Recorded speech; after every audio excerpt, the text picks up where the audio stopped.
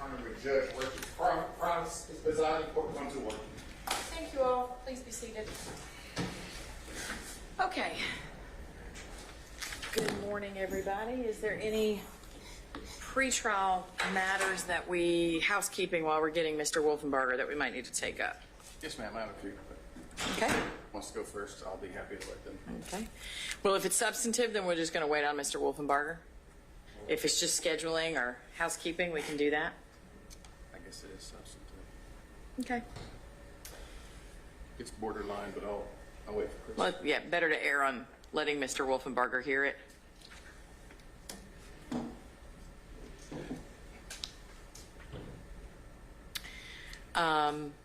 Ma'am, forgive me for not knowing your name, but I was advised that you had requested the Zoom link. Is that right? Yes, ma'am. I think if you have an email address on a business card, if you can provide it to Ms. Johnson, I've authorized her to give it to you. Okay, thank you. The one request I'll have is just, so this big board that faces the jury, it's set to not show anybody that's not participating by video. So that means as long as you keep your video off, you won't appear on that screen, and that's what I care about. Okay. Okay? Thank you. Thank you.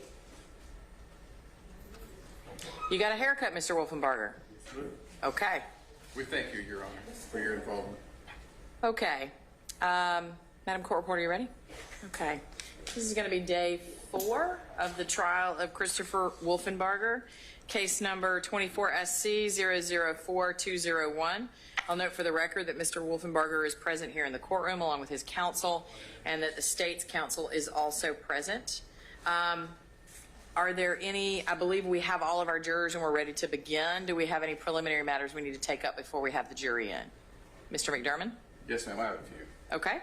First, I know we've invoked the rule of sequestration. Yes, sir.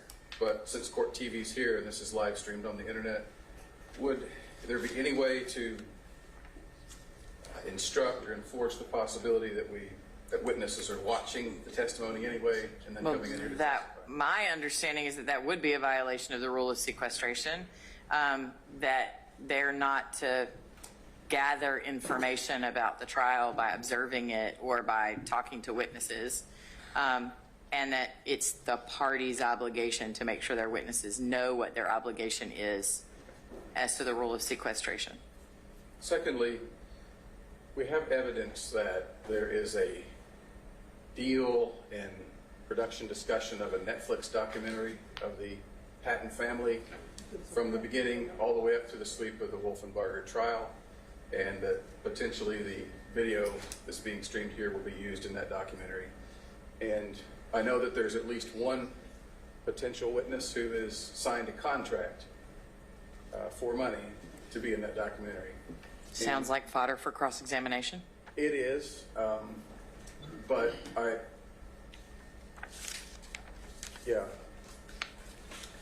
am I going to be limited to asking Norma Patton, for example, for whom I don't have evidence of that yet, on cross with an open question? Or can we get some assurance ahead of time, because that would be Brady material, if she has signed a contract or otherwise agreed to be in a documentary for which she stands to gain financially? Well, certainly it goes to her credibility and would be, as I said, fodder for cross-examination. I'm not sure that it strays into Brady material, but... It goes to her credibility as Giglio material. Mr. Fawcett, Ms. Hilton, do you have any knowledge on that issue? We don't have any knowledge, but we'll inquire, and if we find that out, we will let defense counsel know, but we do not know at this juncture. And if he knows the tentative person, he can tell us, and we can just continue to inquire. Well, I've already told him. I had this discussion with Mr. Fawcett a few days ago. And Okay. Supposed to find out, so. I just talked with Mr. Fawcett. They're going to play a piece of a police interview we've already talked about that we edited down. Yes, sir. And since we cut off the beginning of that video, we cut off where the detective says what the date and time of it was. Yes. So we've stipulated for the record that would be, that interview occurred on May 5th, 2021. Okay.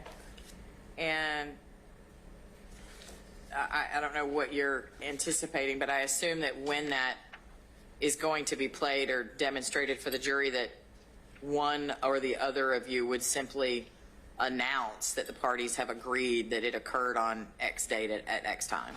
Thank you. Is that right, Mr. McDermott? That's what That's you were my anticipating? understanding. I just wanted to be on the record that there was a stipulation. Sure, Mr. Fawcett?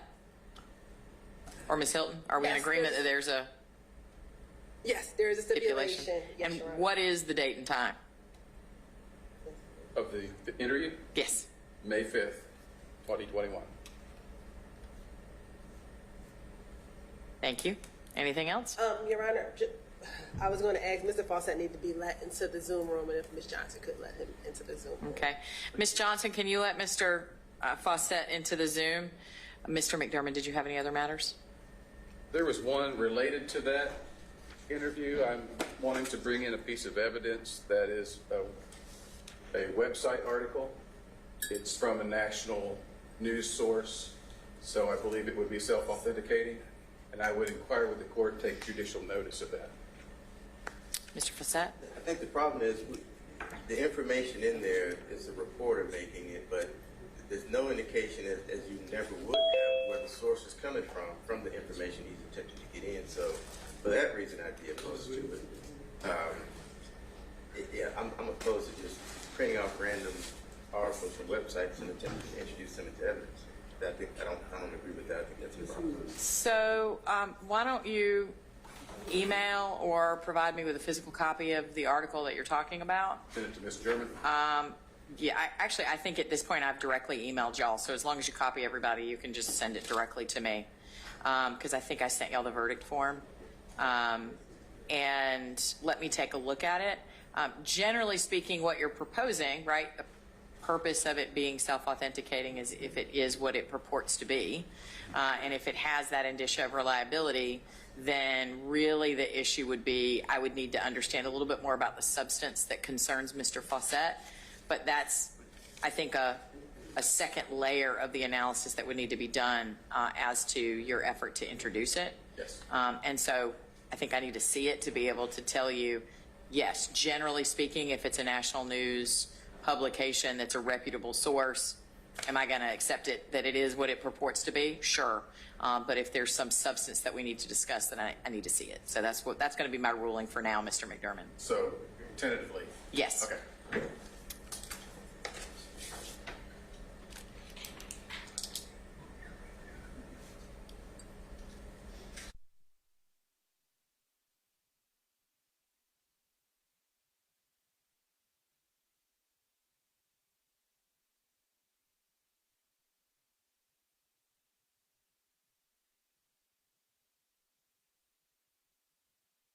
Not currently, Your Honor. Thank you. Okay. Mr. Fawcett or Ms. Hilton, anything from the state?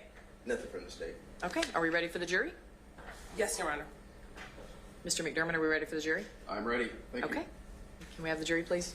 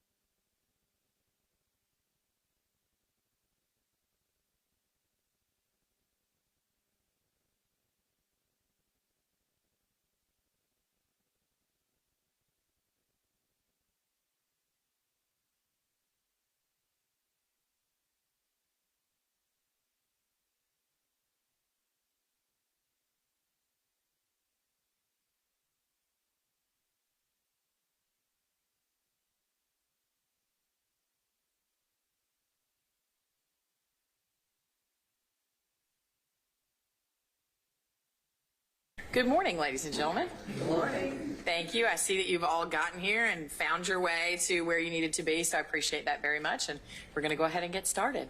State may call its next witness. Thank you, Your Honor. State calls Ronald Brock to the stand. Okay.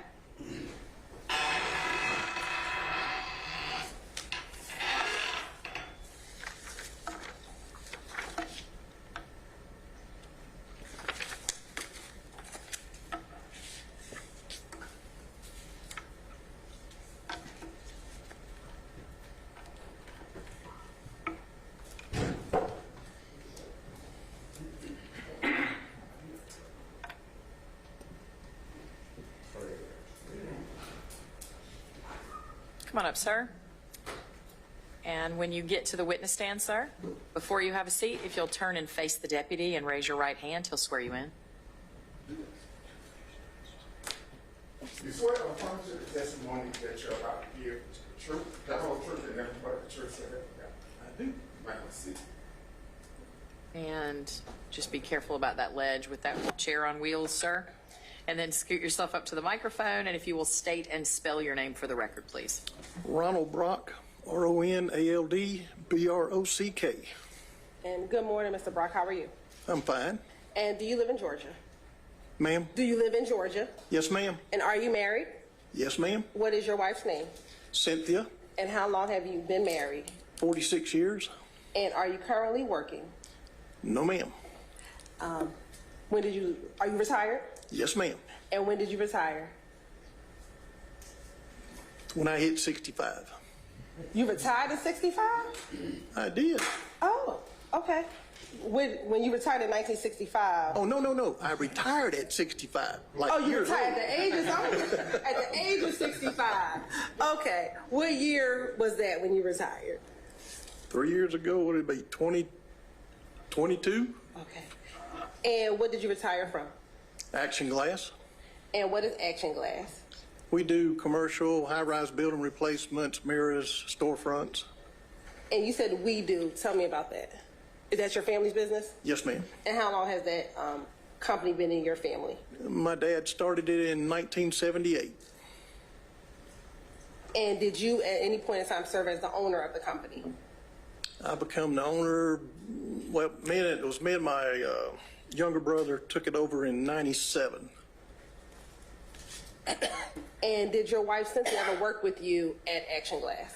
She was the secretary, yes, ma'am.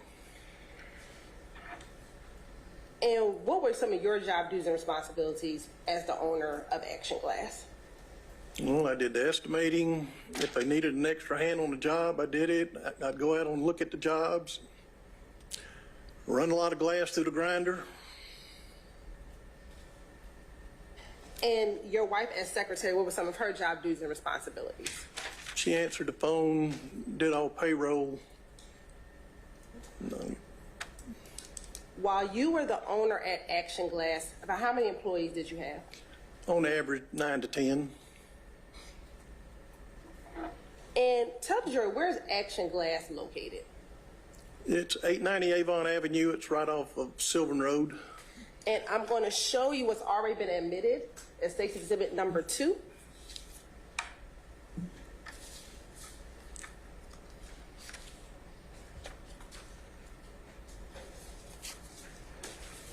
And while that's coming up, Your Honor, may I approach? Yes. I'm going to show you what's been marked as State's Exhibit 62 and 63. Tell me if you recognize State's Exhibit 62 and 63. That's it. Okay, and you said that's it. How do you recognize State's Exhibit 62 and 63? Oh. That's my building, and that's the Action Glass on it. Is that I'm sorry. And I still own the building. And is this a fair and accurate depiction of the company that your family owned, Action Glass? It's just been repainted, and that's the only difference. It's been repainted in this picture? This is, yes, ma'am, this has been painted last year, I believe, is when she done it. Okay. So is this the current color? Yes, ma'am. All right. Your Honor, this time State would like to admit State's Exhibit 62 and 63 into evidence. Mr. McDermott? No objection. 62 and 63 are admitted. Now, looking at State's Exhibit number 2, which is on the screen, and if you could look this way, I'm sorry. And Permission for him to step in?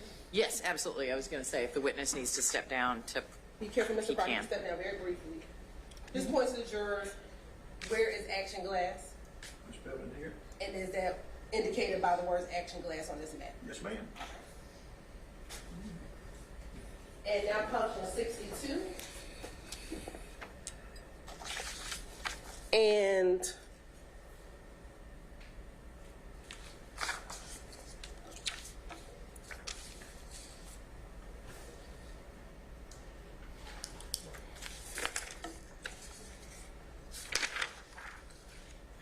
while I'm waiting for that, I'll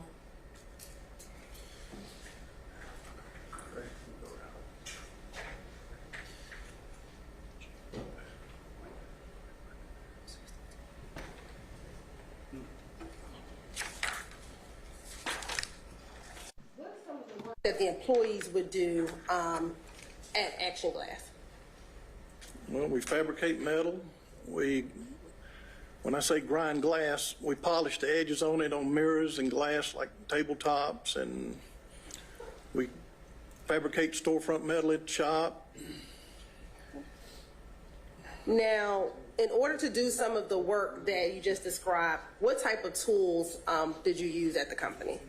We have table saws, skill saws, sawzalls, drills, hammer drills, Dremel tools. And you said a sawzall. What's a sawzall? It's another name's a reciprocating saw. And at Action Glass, describe to the jury what was the company culture. Would you allow employees to borrow some equipment and tools at times? Yes, ma'am. And when employees wanted to borrow tools, would they have to give you a reason why they wanted to borrow a tool? No, ma'am. On average, if an employee wanted to borrow a tool, how long would you allow them to borrow the tool? If it was during the week, I'd want it back the next day, just, 'cause we make our living with our tools. And then if it's a Friday, they could just bring it back on a Monday. And we just talked about a reciprocating saw. You have permission to approach again? Yes. I'm going to show you what's been marked as State's Exhibit 66. Do you recognize State's Exhibit 66? Yes, ma'am. And how do you recognize State's Exhibit 66? It's a sawzall. Okay, and is that what you were calling a reciprocating saw? Yes, ma'am. And is that the type of reciprocating saw that you had at your company? I had Milwaukee's, and I probably had some DeWalt's too. Okay. So the wall is a type or That's brand? just a type, yes, ma'am. But does this look similar to these? Yes, ma'am. Regardless of what the brand is? Yes, ma'am. All right. Hold the round of applause.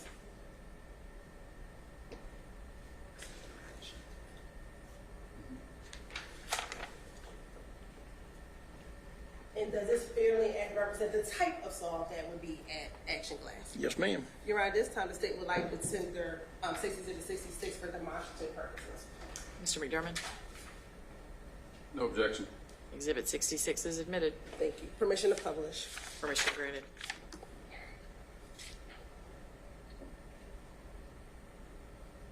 And is this the same type of saw that you had back in 1996 and 97 and 98? That's an example of a reciprocating saw. Yes, ma'am. Okay.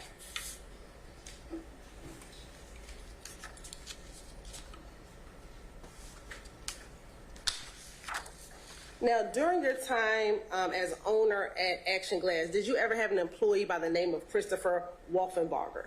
Yes, ma'am. Okay. And when did he work for the company? October of 97 to February of 98. I believe it was. Are you sure? Is it 97, 98, 99? One of the two. It's right in there.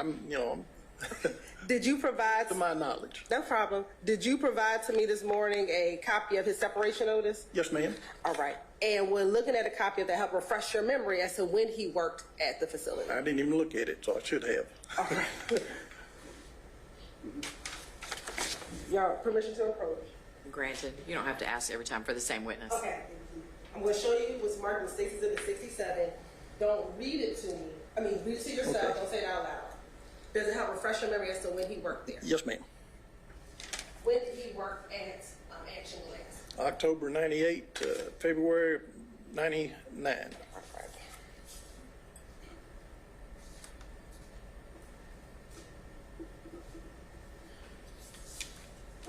And do you recall what were some of his job duties and responsibilities while working at Action Glass?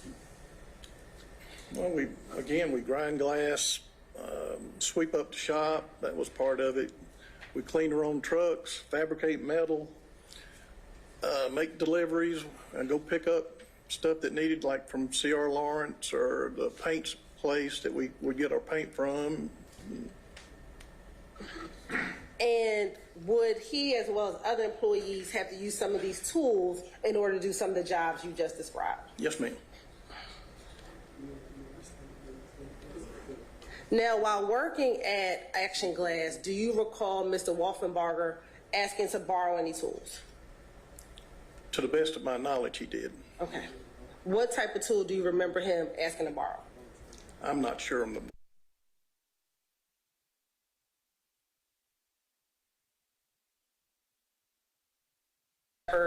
In 2021. Yes, ma'am. Or excuse me, in 2024. I'm not sure of the date. Okay. Do you remember him coming to your home? Yes, ma'am. And do you recall him speaking to you and your wife? Yes, ma'am. And do you recall him asking about whether or not he ever, I think at the time, he thought stole the saw? Do you remember him asking you about that? He asked about if something was stolen, and that I told him I didn't know. I couldn't recall.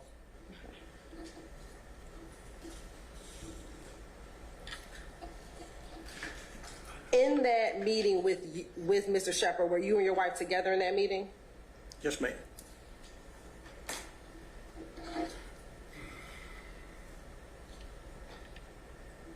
And do you remember your wife giving a response about the saw? I don't remember what her response was. Do you remember her giving a response about the saw? Yes, ma'am. Okay. And do you remember agreeing with her response about that saw? I don't remember that. Do you recall myself and Mr. Vincent and Mr. Wilson coming to your home Yes, ma'am. last week? And did we play that for you, play that statement for you? You did. Okay. You're right, this time the statement, like the tender states Exhibit 31, which is the audio of that, from 6:30 to 7:02. Mr. McDermott? I've not had a chance to hear this segment, Your Honor, that's being tendered. Yeah, I believe the defense counsel has the entirety of the statement. So at some point, I don't know if he listened to it, but I believe he has the statement. It's about a 30-second clip, is that correct? Yes, Your Honor. Okay. It was produced, so I'm going to allow the state to go ahead, subject to your objection. You said that was Exhibit 31? Yes, Your Honor. Okay. And we're just going to publish 6 minutes and 30 seconds to 7:02.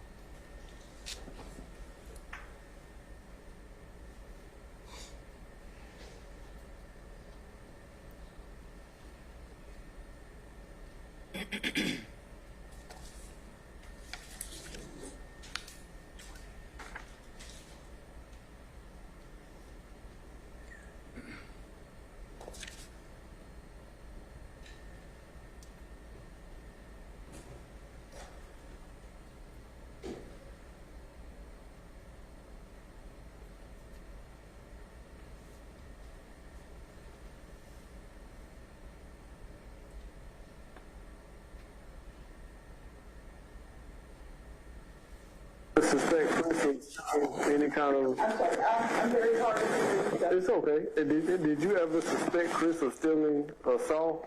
He asked to borrow it, from what I remember, But we never got it back. but we never got it back. Gotcha. And that was like a, what type of saw was that? It's like we either had Milwaukee Sawzalls or DeWalt or something like that. It's Just a long handle thing and then a blade. Gotcha. We Okay. had an extra one there, we had to come get back, so. So after he was terminated, he never brought the saw back. Thank you. Is that your voice? Well, every time I hear my voice, but that's it, I guess. Okay, I understand. I get it. But listening to that, do you hear when your wife tells the officer he borrowed the saw and then you describe the type of saw that it was? Yes, ma'am. Okay. And to your knowledge, did he ever return that saw? I don't recall if he did or not. Okay. Now,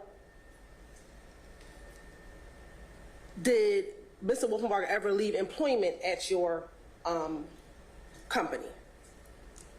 Did he ever leave employment? Did he stop working at your company? Yes, ma'am. When did he stop working there?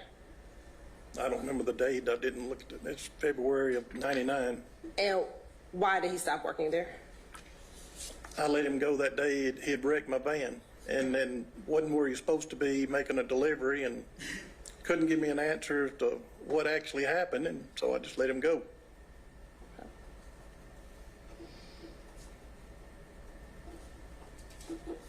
And is it fair to say that after letting go, he never returned with that saw that he borrowed? Not to my knowledge. Court's indulgence for a moment. Sure.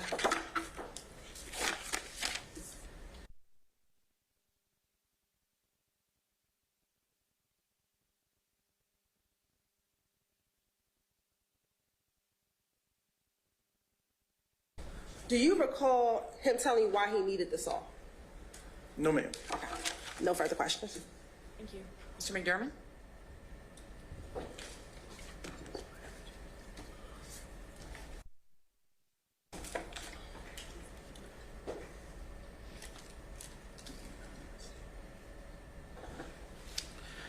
Mr. Brock, when you were working at Action Glass still, before you retired at age 65, who opened and closed the business? Normally I did. You did.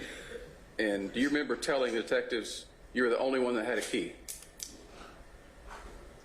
When my brother and I had it, my brother had a key and I had a key So only you two had a key? at the time. And well, my wife would have had one, but she's always with me when I'm there. So once that shop was closed in the evenings, no employees could have had access to it? Not once it's closed. Can I see that termination letter, please? Am I? Lift it up here. Here you go. You just told the jury, or at least based on your recollection, that Chris was terminated because of an accident he had in one of your cars, or one of your vans. Is that correct? Well, he said somebody hit him, but he couldn't give me a tag number or anything, so. Isn't it true that that accident happened in December of the year before? That accident where my van was wrecked? Yes. No, sir. Just a minute, Your Honor.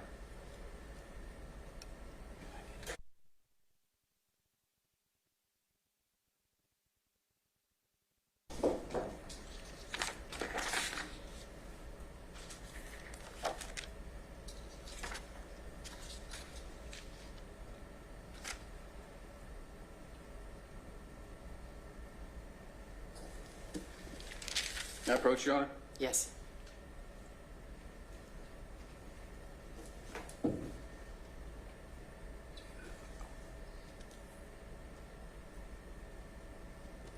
Okay.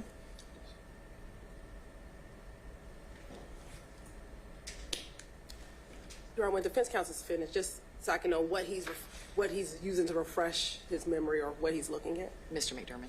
Yes, ma'am. Sorry. That's okay.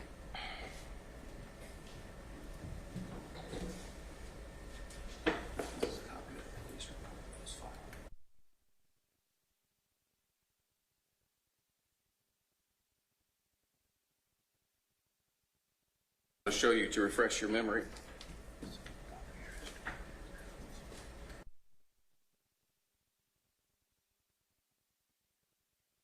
I understand.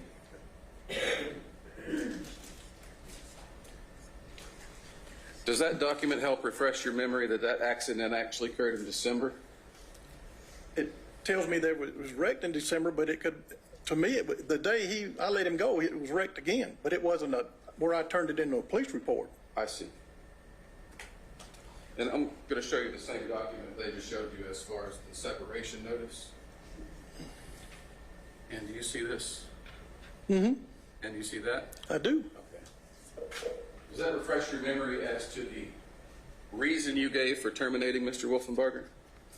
I always put lack of work just because when they go to draw unemployment, it's just hassle-free, and I don't have to put up with a bunch of baloney. So you did put lack of work on that document then? I did. Okay.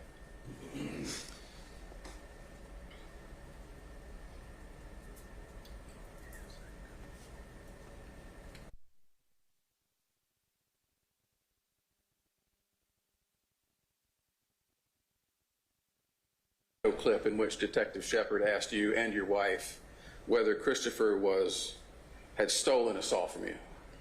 And you testified here that you don't recall whether he stole it or not, whether it was brought back. I don't remember. And that's your testimony here today. To the best of my ability, I do not recall it. All right. Let's talk about the Sawzall for just a minute. You remember this photograph that they just showed you? Yes, sir. You need to get closer. I don't know how good your eyes are. I can see it. Is that a corded saw or a cordless saw? That's cordless. But we would have had cord saws at the time, but they all look just alike. They look similar, but in the 90s, that would have been a corded saw. It would have been a corded saw. Is that correct? Yes, sir. And is this the type of saw you would have used frequently on a job site? We do. Back in those days, would you have used them frequently? Yes, sir. Would it be the kind of saw that you could buy just about anywhere? Any hardware store? Home Depot and Lowe's all carries them. Would you even be able perhaps to get one at Walmart? I haven't seen one at Walmart. Okay. Would it be a tool that you would find in nearly any construction site that you would visit? Some of them may have had it. Just in general, you've been on a lot of construction sites in your life, haven't you? Well, I have. How many would you guess? Hundreds, thousands? But when we're on the site, we're No, doing glass work. I need you to answer my question. Yes, sir. How many construction sites have you been on in your life? Just rough estimate. Several hundred. Several hundred. And are there other contractors there? Yes, sir. And many types of contractors use those types of saws, don't they? I'm sure they do. And that is the type of saw you could find on virtually any construction site, isn't it? Yes, sir. Thank you.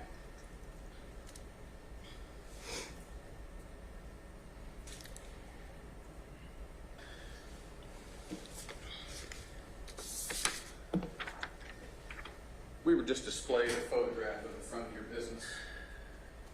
Is that, again, that's a fair and accurate representation of the front of Action Glass? It is now. It is now. And you said the only difference is it's been painted? It's been painted. Is the sign at the top there, was that there always?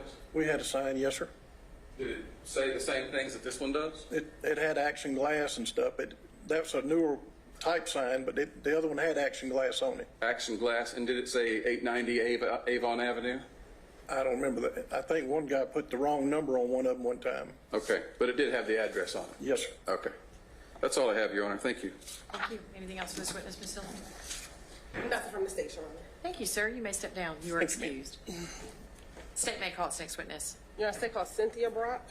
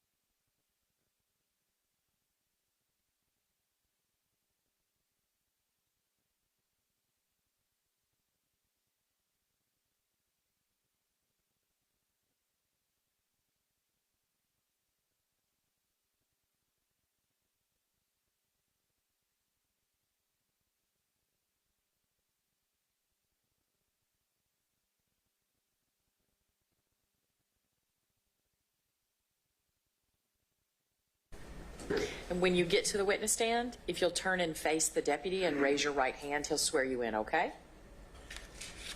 Raise your hand, please. Yeah, there you go. You swear according to the testimony that you're about to give the truth and the whole truth and nothing but the truth, sir. Yeah. Mercy. Just be careful about those wheels on that chair because there's a ledge there. So get situated. If you'll scoot up to the microphone, and if you'll start by stating and spelling your name for me for my record. Cynthia Brock.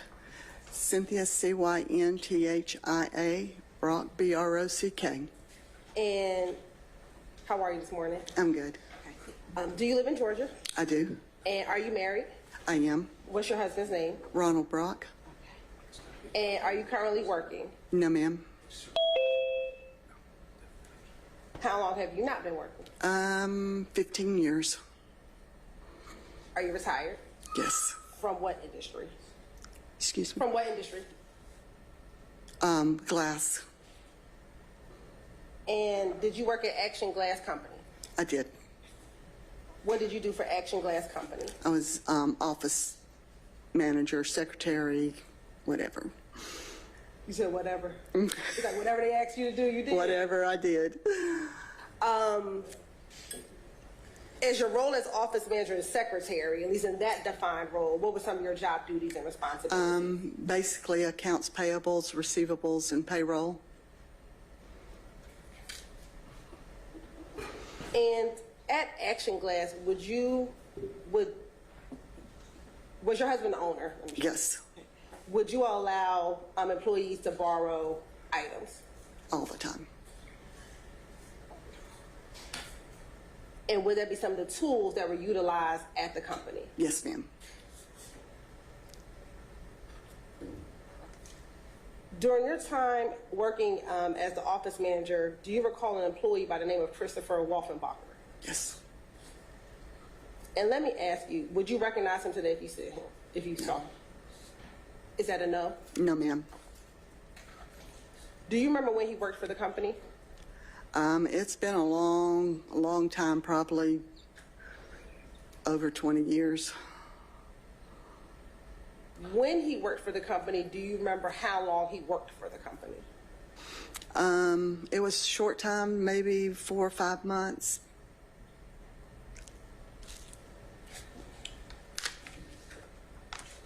Now, while he was working at the company, do you recall him ever borrowing any equipment?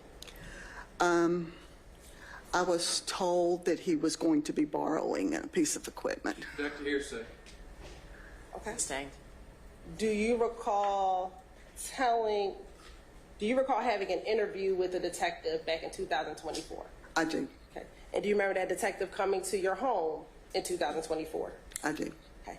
And was your husband present with you during that interview? He was. And do you recall the detective speaking to you about whether or not Mr. Wolfenbarger stole a saw during that time? I do. Okay. And do you recall responding to him about that saw? Kind of. Okay. And did you meet with me last week? I did. And did you meet with members of my team last week? Yes. And did you have an opportunity to listen to and hear that statement? Yes, ma'am. All right. Your Honor, this time the state would like to publish again State's Exhibit 31, Section 630 to 702. Mr. McDermott, No objection. go ahead.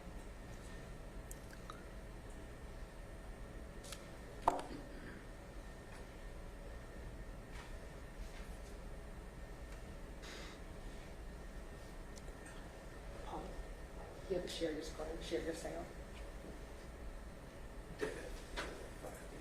Oh, yeah, I'm muted. Stop sharing. Nope. Keep the Zoom muted.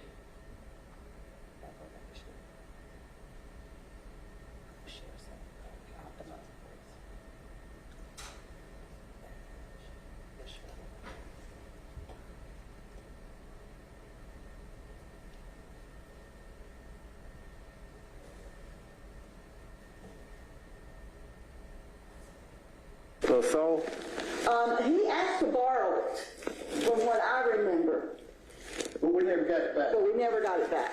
Gotcha. And that was like what type of saw was that?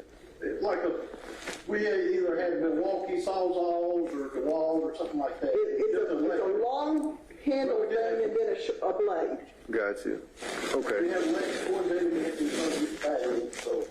So after he was terminated, he never brought the saw back. Well, we Pause haven't at seen it 702. again. Now, in that brief portion that you heard, is that your voice? Yes. Okay.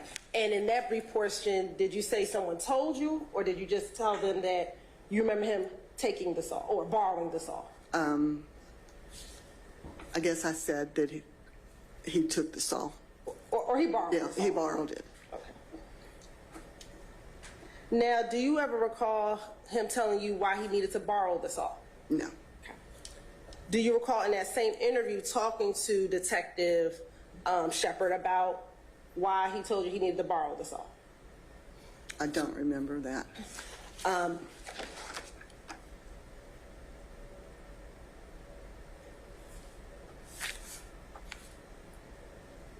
Will listening to it help refresh your memory? Maybe. I mean, I don't know. Do you remember listening to that portion last week when we met? No. Okay.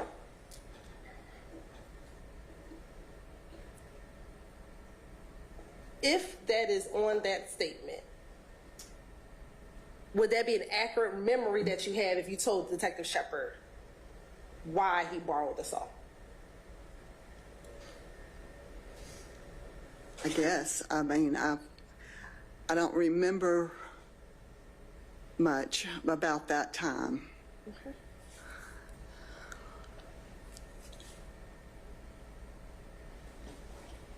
Do you remember giving the statement to Detective Shepard? I do remember giving a statement.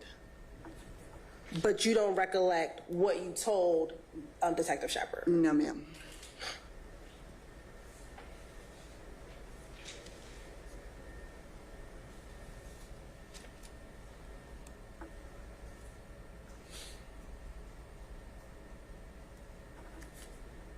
When is the last time you may have saw Mr. Wolfenbarger?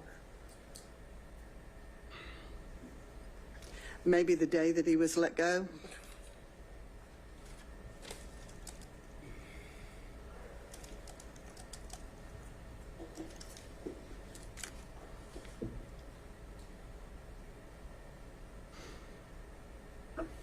Course indulgence for one moment. Sure.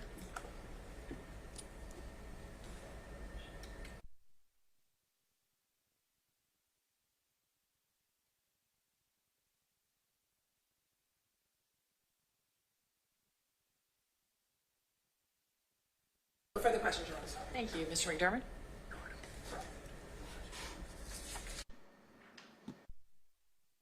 Purchase equipment. Sure. This has previously been admitted into evidence. And do you recognize that That's where I in worked. front of your job? And was it significantly the same in 1999? Different color, but pretty much the same. And I noticed that you have an iron fence up in front of the business. Yes, sir. And does that close at night and lock? Yes, sir. Okay. Would you consider the area that your business is located in a safe area? No, Would it be the kind of place you would want to go walking at night by yourself? and absolutely not. All right. Do you remember me calling your husband a couple of weeks ago, maybe a month ago, and talking on the phone? He told me that someone had called. And- I wasn't present at that time. At the very end of that phone call, he was in the room with you. And I asked him, do you remember me asking him, did Christopher bring that saw back? I don't remember that. And just one more. I'm hard of hearing, so I may not have. Well, do you remember answering him, oh yeah, he brought that saw back? No, I don't. Don't remember that? Okay. No further questions, Your Honor. Thank you. Anything else, Ms. Hilton? Nothing for the state. Okay. Thank you so much, ma'am. Thank you. You may step down. You are excused. Ms. Hilton, state may call its next witness. Your Honor, state calls Mr. Dorothy Cooley.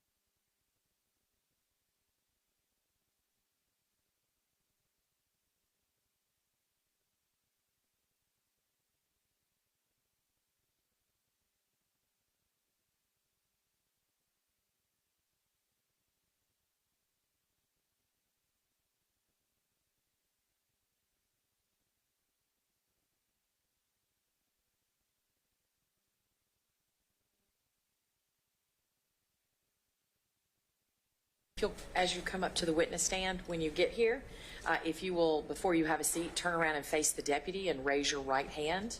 He'll swear you in. You swear to affirm to the testimony that you're about to give is the truth, the whole truth, and nothing but the truth, so that you got. Okay. And ma'am, once you have a seat, just be careful about the rolly chair next to the ledge there. And then if you'll scoot up to the microphone and then state and spell your name for the record, okay? My name is Dorothy Jean Cooley. Dorothy is D-O-R-O-T-H-Y. Jean, J-E-A-N. Cooley, C-O-O-L-E-Y. And good morning, Ms. Cooley. How are you? Fine. Have you ever gone by the name of Dorothy Jones? No, I haven't. Do you recall ever telling the police your name is Dorothy Jones? I don't require it. No. I can't No, hear her. ma'am. I can't hear her. Yeah, you'll just make sure and speak into the microphone, okay? Thank you. Are you working? Yes. What type of work do you do? I'm a cook. And how long have you been a cook? 13 years. And do you have children? I have 3 kids. Are you from Atlanta? I'm originally from Alabama. How long have you lived in Atlanta? 40 years. Where in Atlanta did you grow up? Or On Brookline. and what part of the city is Brookline? The West End. And do you recall what was your address on Brookline? 825 Brookline Street.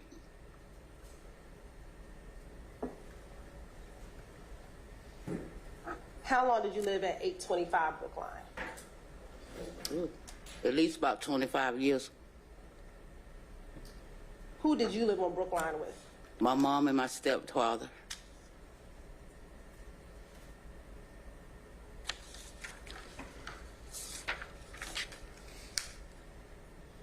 Can you describe for the jury the community on Brookline? Who lived there? What type of people? Good people. A good neighborhood. Was it a mixed ethnic community? It was more African American than it was anybody. And was it a friendly neighborhood? Yes, ma'am. While living on Brookline, did you ever meet someone named Chris? Yes, I did. How did you meet him?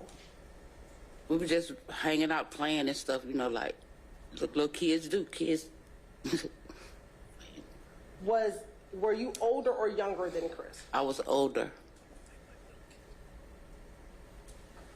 If you can think about how much older are you than Chris? I don't know, ma'am. Is it 5 years, 10 years? Can you give me that? 10 or 15 years, something like that, I guess. He's around my brother and them age. You keep looking somewhere. Do you recognize anyone? Yes. Okay. Who do you Yes. recognize? Chris. All right. And this is the same Chris that we've been talking about. Yes. And where is he in the courtroom? Who do you recognize as Chris? Chris, sir. Who are you pointing at? The sir with the suit, the blue suit, ma'am. Okay. And the blue tie? Yes. You're right. Let the record reflect that she's identified Mr. Wolfenbarger. The record will so reflect. Now, you said he was around your brother's age. Yes. Okay. I know I'm not supposed to ask a woman her age, but approximately how old are you? Middle 40s. Okay. And then how old is your brother? My brother's in his middle 40s. I'm 58. You're 58. Okay. Yes, ma'am.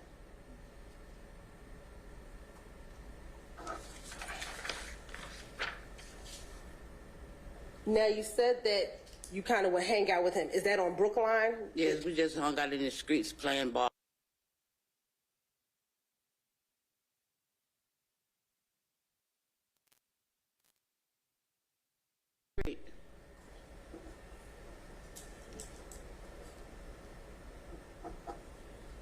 So you're not that he lived with anyone? His wife. Now, when you first met Chris, about how old was he?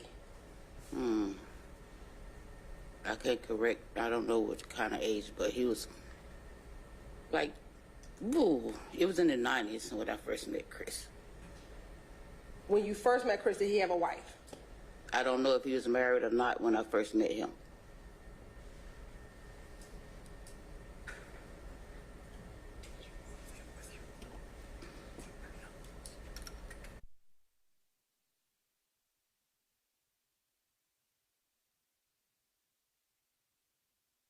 Family, to your knowledge, on Brookline? I don't know if it was his family, but he used to be over there at Rick's house next door to us, named Rick.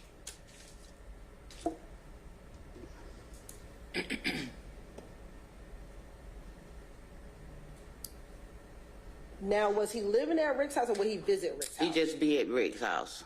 When you say just be, is that visit? Yes.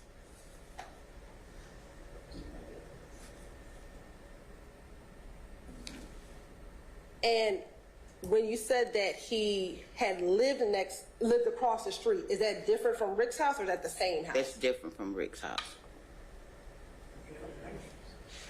From your house at 825, was Rick's house next door to you? Yes, ma'am. Next door. And then you said at some point in time, he lived across the street from you? Yes. Do you remember the address across the street from you? Like 826 or 827, 827 or 829 across the street. It was across the street? Yes. All even numbers on one side and odd numbers on the opposite side. Okay, so you were at 825, so he's across the street, so it'll be 826. 26 or 828, something like that. Okay. 830. It was one of those. And when he lived across the street, was that when he was living with his wife? That's when I met his wife over there, yes.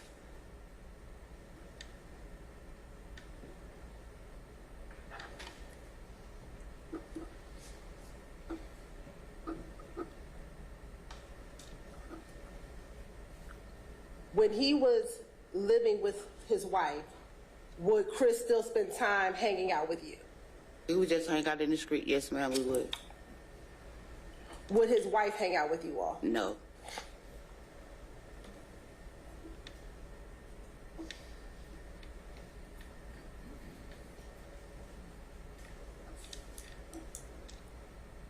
And when you say you would hang out, would that be at your house or somewhere else, or where would you hang out? In the street or on our porch, or their porch. And when you say their porch, are you talking about Rick's porch or are you talking about across the street? His porch, Rick's porch, and our porch. We just hang out like that.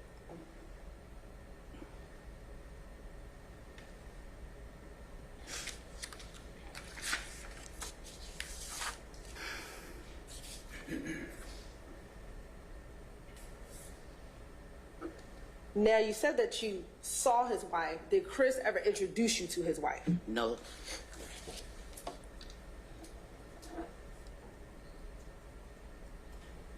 Did you ever know her name? I didn't know her name. No, I did not.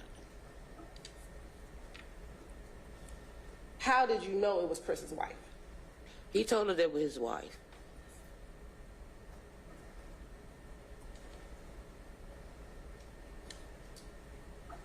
Can you describe what she looked like? Do you remember? She was a pretty young lady. She was pretty. Do you remember anything about her characteristics? I didn't see her much. If you saw a picture of her, do you think you may recognize her? Yes.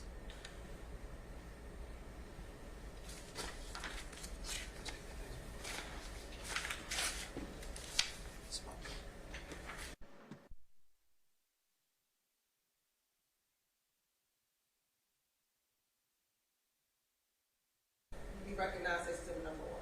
Yes. Okay. How do you recognize system number one? I remember her face. She's pretty. Okay.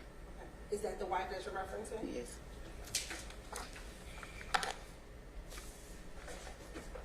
Can I sit there, please? Okay. And do you remember her from back when you saw her across the street? Yes.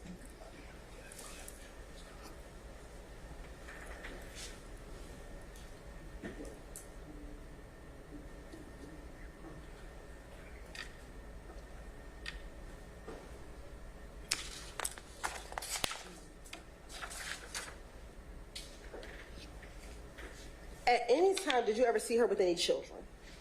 One Time you saw her with children, you saw her with one child. child. When you saw her with the child, was it a young baby, a newborn, an older child walking? How old did It the was child? walking. How often did you see her with that child? To my recollection, I seen her about 3 times with her and the child.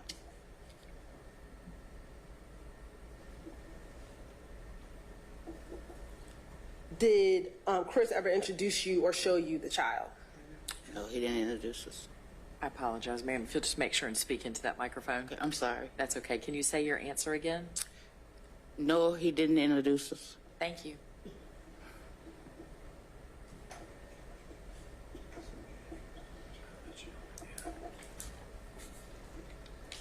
Now, when he was living across the street with his wife, did you know of anyone else living at that home? No, ma'am. When they were living together, would you hear anything going on at their house? Arguing. Could you describe what you would hear? Bad language. Arguing, and you might hear something break or something like that.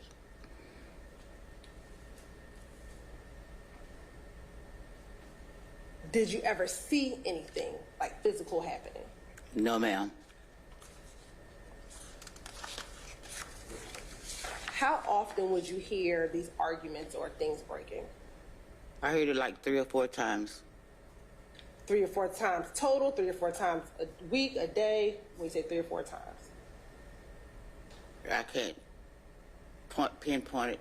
3 or 4 times a week or something like that.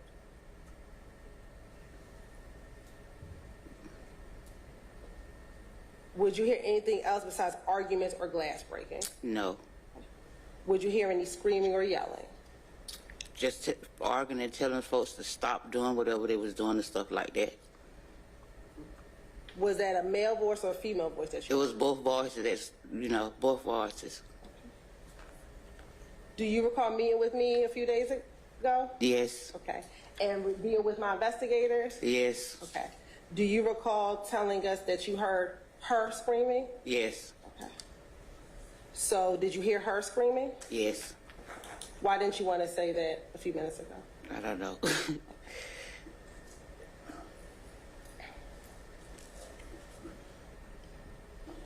Did you ever see this one with any injuries? I seen her like a bruise up under her eye because she had shades on. That was it.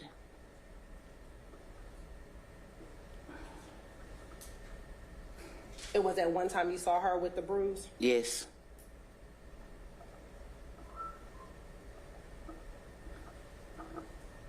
When you would hear any of the arguing or the yelling, did you ever call police? No, ma'am.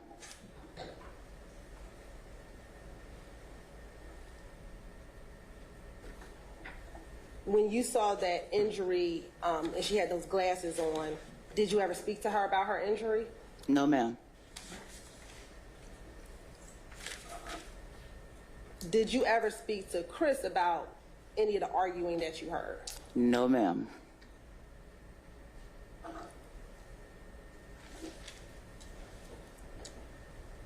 And were you friends with Chris at that time? Yes.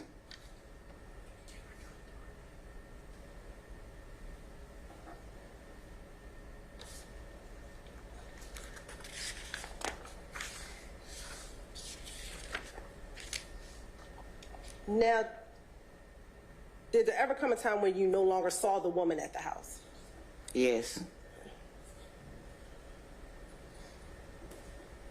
Did you ever talk to Chris about not seeing her at the house anymore? No, we just asked Chris where his wife was, and he said that she was leaving him.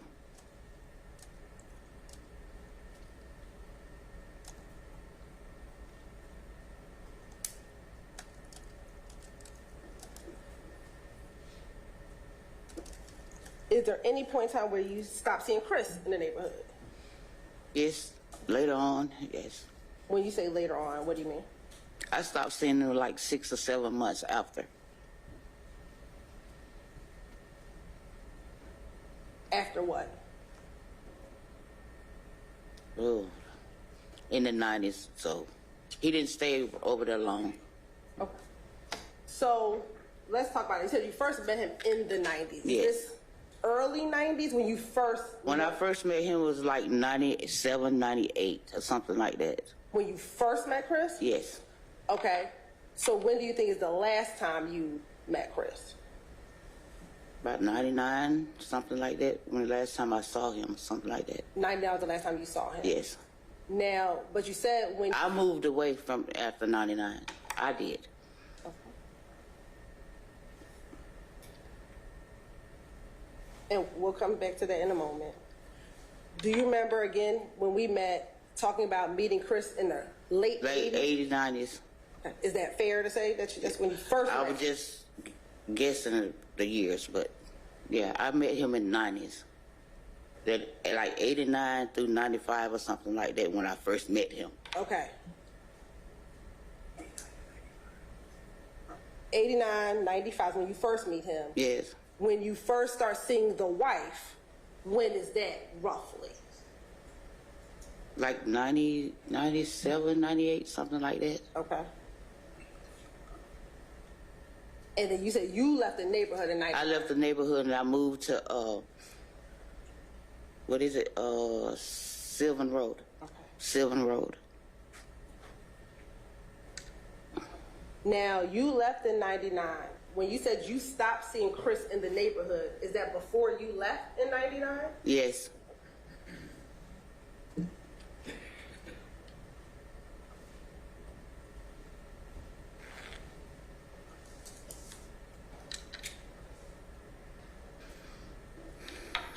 Did Chris ever come and say goodbye to you?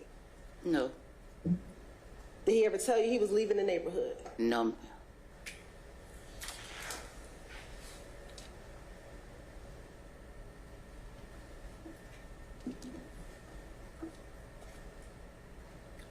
Do you recall when, if anything happened the last time you saw Chris? No, ma'am. Do you recall some type of cookout with Chris? We used to cook out on the street. And in the back. Yes, we used to cook out. Do you remember telling me about a particular cookout? We had a cookout and we went in the backyard. Whose backyard? Chris and them backyard. And in the backyard, was there anything that you were having to cook out on? Like somebody made a platform, cement. And was that at Chris's house? Yes. And that's the house that he was sharing with his wife? Yes. And at this cookout, was the wife there? I didn't see her.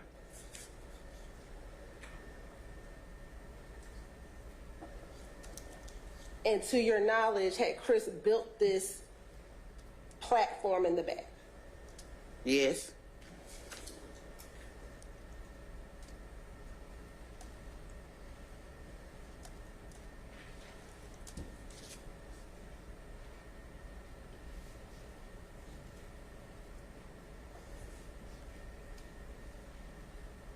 Now, did there ever come a time where you had to clean out Chris's home? The rent man had us to clean the house up. And is this the same house that he shared with the wife? Yes.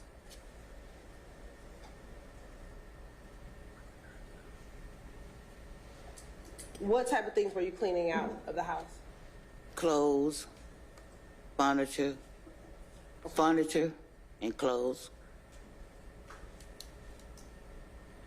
If you can recall, I know it's been probably some time, were these women's clothes, men's clothes? Men's clothes.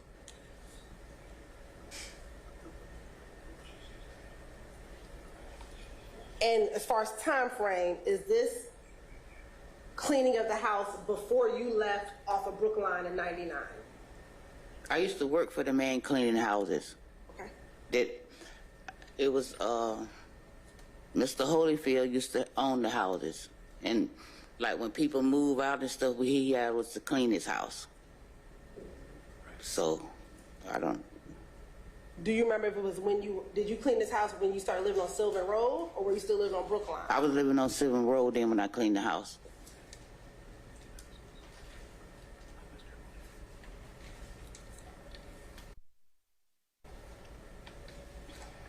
And this cookout that you're referencing with Chris,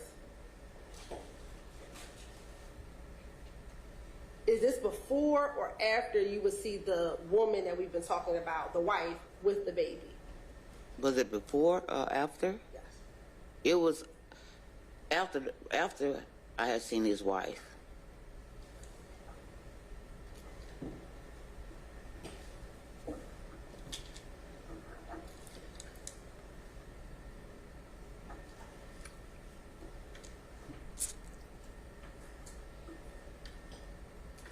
Do you know anyone named Norma Patton?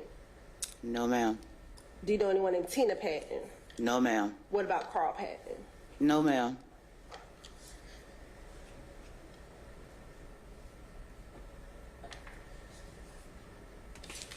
Court's indulgence for one moment. Sure.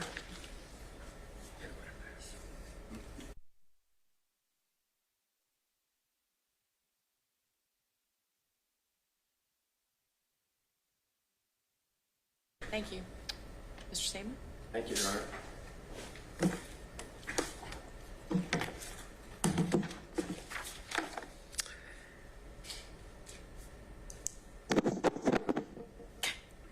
Two.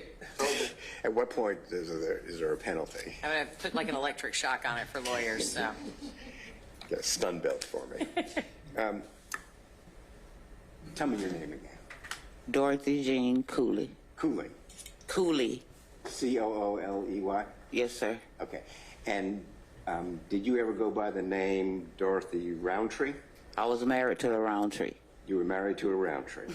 And at some point, did you go by the name Colley, Colley? No. Okay. And I think you already said you never used the last name Jones. Is that right? No, I haven't. Do you remember being interviewed by the police back in 2003 one time? No, sir, I don't remember. I don't recall. Okay. Do you remember a Detective Calhoun who came out to 825, 827? That's where you lived, right? Yes. Do you remember a detective coming out and talking to you and asking you many of the same questions you were just asked here? I don't recall them coming out to my house. It's been so long, sir.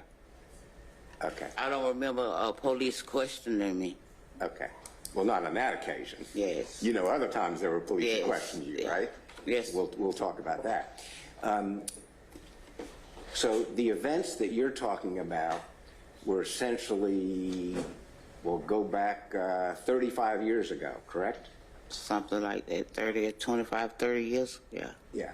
Because you said that you originally met Chris, my client, about 10 years before you met the wife, correct? I met Chris was young when I first seen him coming over to the next door. Okay. And, you know, well, like, how old was he then, do you think? Was he living there then? No, he wasn't living there then. Okay. How old do you think he was then? I don't know, sir. He's about the same. He's around the age of my baby brother is. So, my baby brother, when we first met Chris, they were still in school. He was in school. Give me a rough estimate.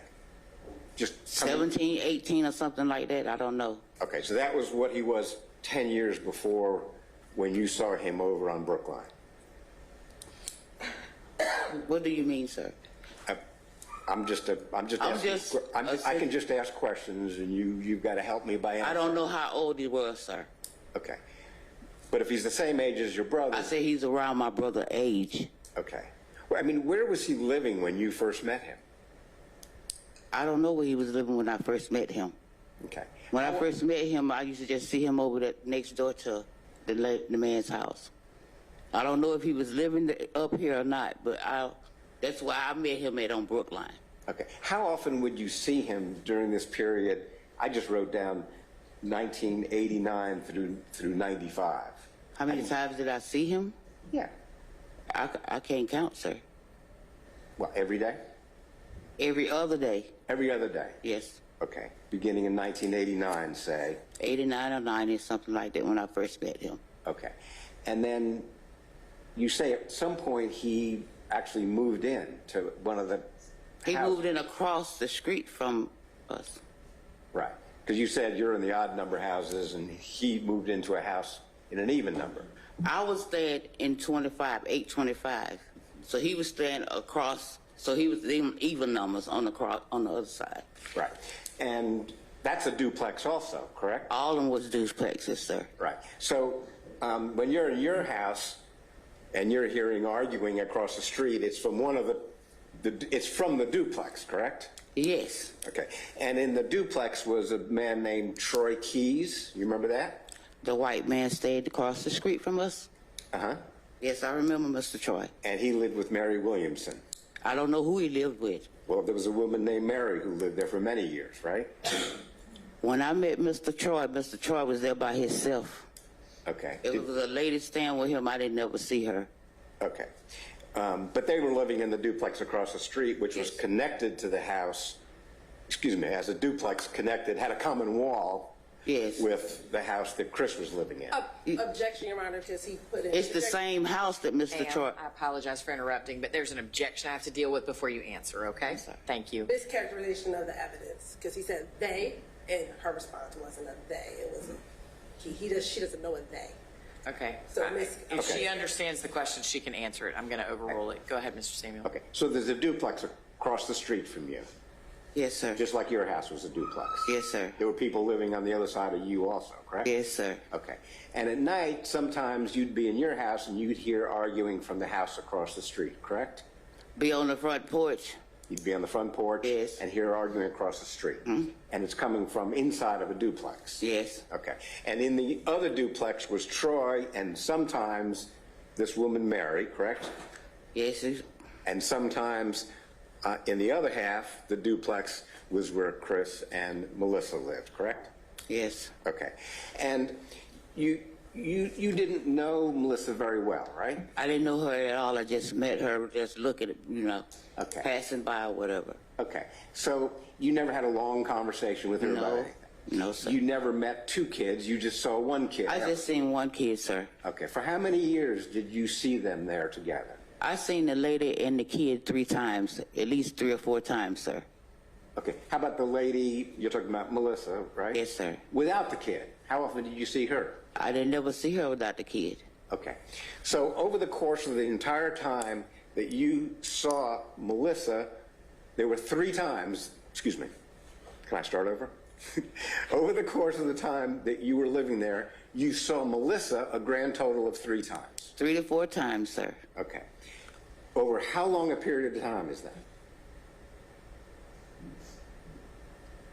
Months, years?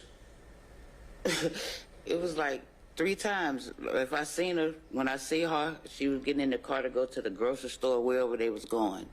I didn't never see her out mingling with nobody, sir. Okay.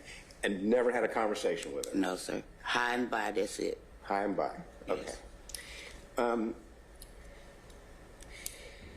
But you talked to Chris? Chris used to hang out, yes. We used to talk. Okay. And you knew Chris for however many years, 7, 8, 9, 10, before Melissa moved in to the duplex with him? Yes. Okay. Do you know when they got married? No, sir, I do not. Okay.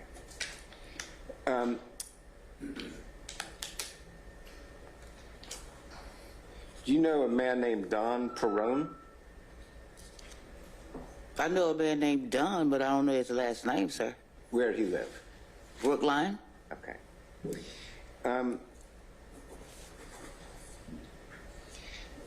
By the way, when you described the arguing, you said you would hear screaming back and forth. Is that right?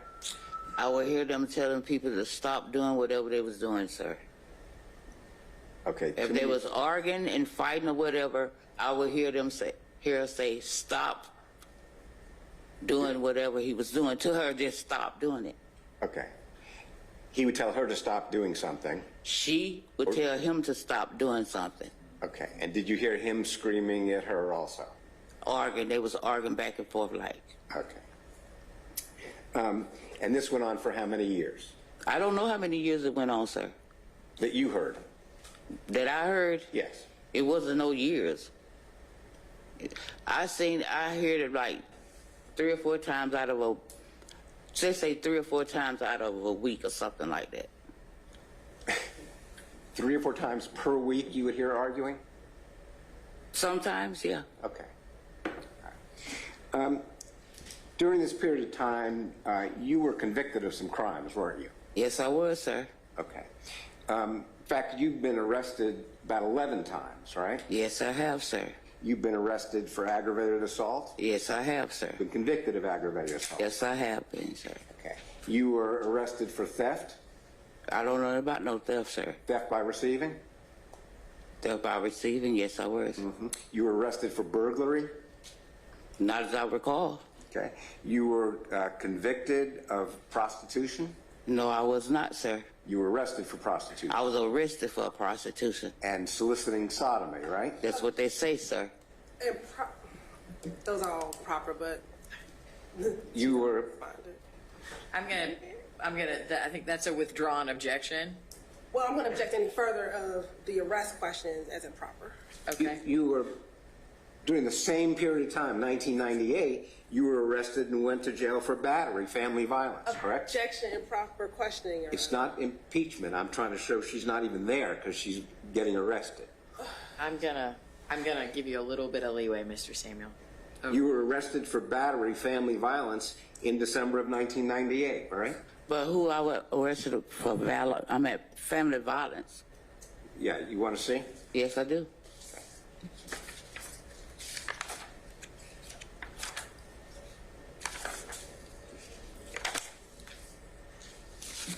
Right, bro. Yes.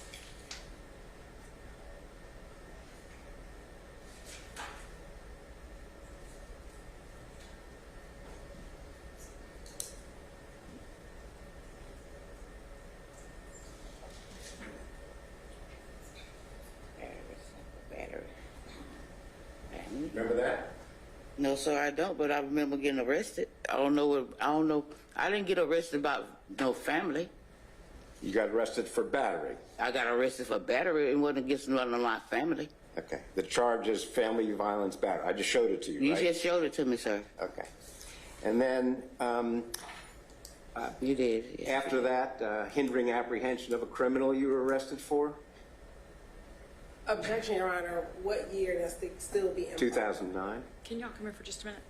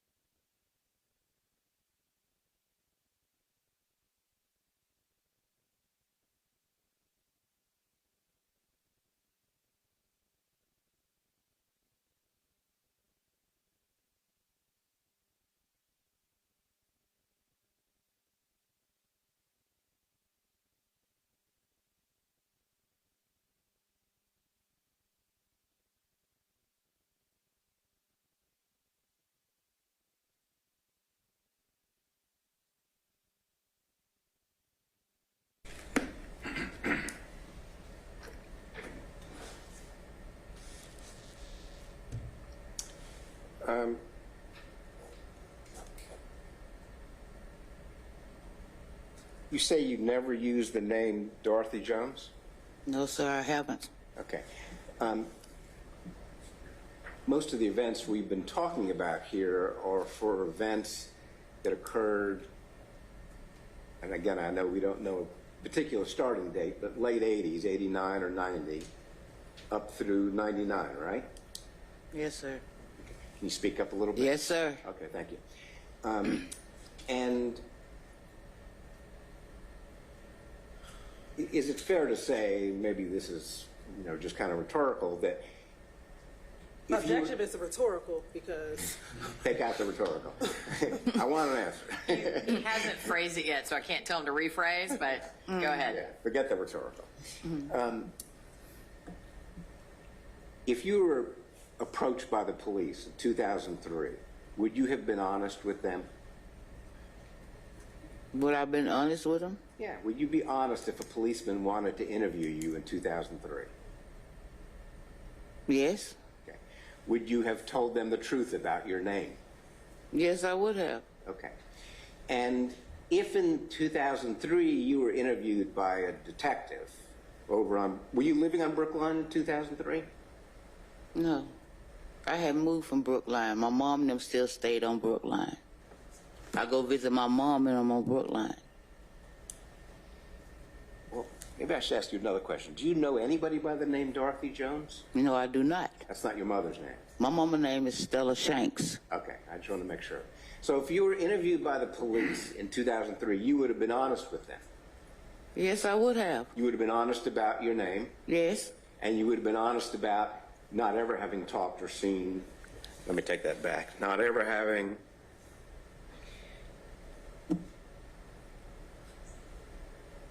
that you didn't know Melissa at all, correct? No, sir, I didn't. Okay. And now we are 22 years later, right? Right. From this event in 2003 that I'm asking you about. And really we are 25 or 26 years later than any observations you had when you were at Brookline, right? Mm-hmm. You got to say yes or no. Yes.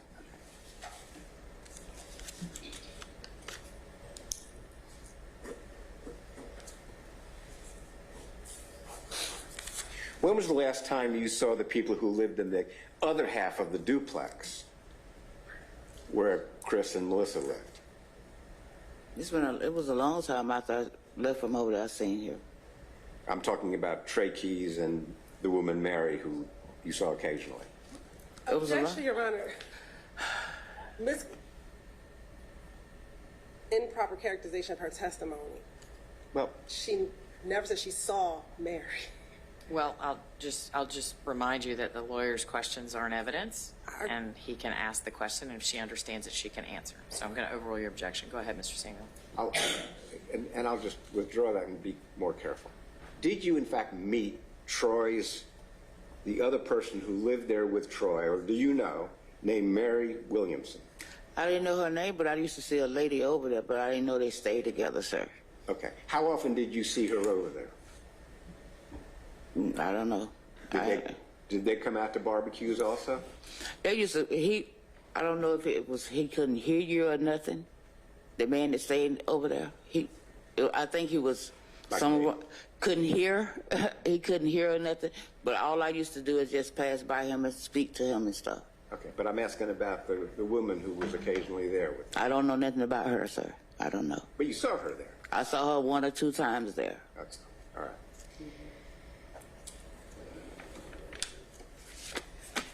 Those are my questions, Your Honor. Thank you. Ms. Hilton? Thank you.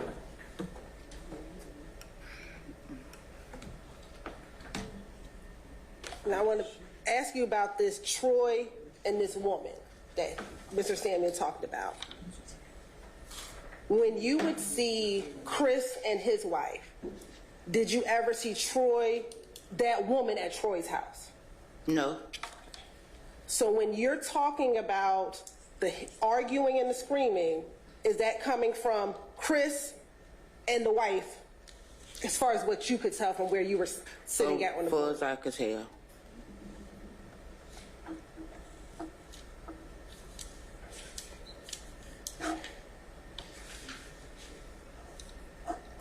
And do you know who Melissa is? Not really, ma'am.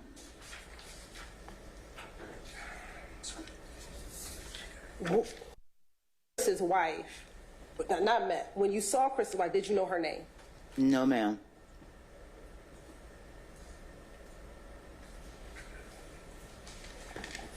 You just recognized that lady in the picture I showed you earlier?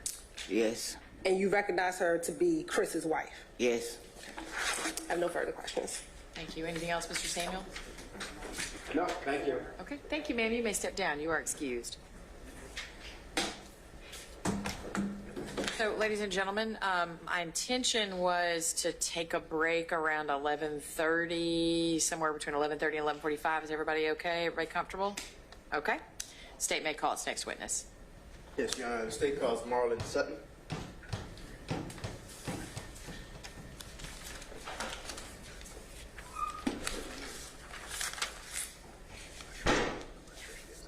Well, so you know, I'm going to take a break around 11:30, 11:45, and then I'm probably we're going to take a little bit of a later lunch, or probably around 1:15 if everybody's good with that. So make sure if you need a snack or something on the break that you get one, okay? Thank you.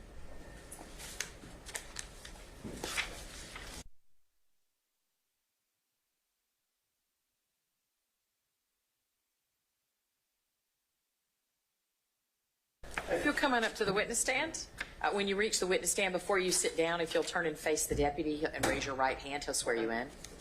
You swear to affirm to the testimony that you're about to give the truth, the whole truth, and nothing but the truth. Thank you, sir. And just be careful about that ledge with the rolly chair. Okay. And then if you'll just scoot up to the microphone and state and spell your name for the record, sir. Yeah, this is Marlon Sutton, Marlon Sutton. Okay. Officer Sutton, good morning. Good morning. Tell the court where you're currently employed. I'm currently employed at Atlanta Municipal Court right now. Okay. And what agency do you work for?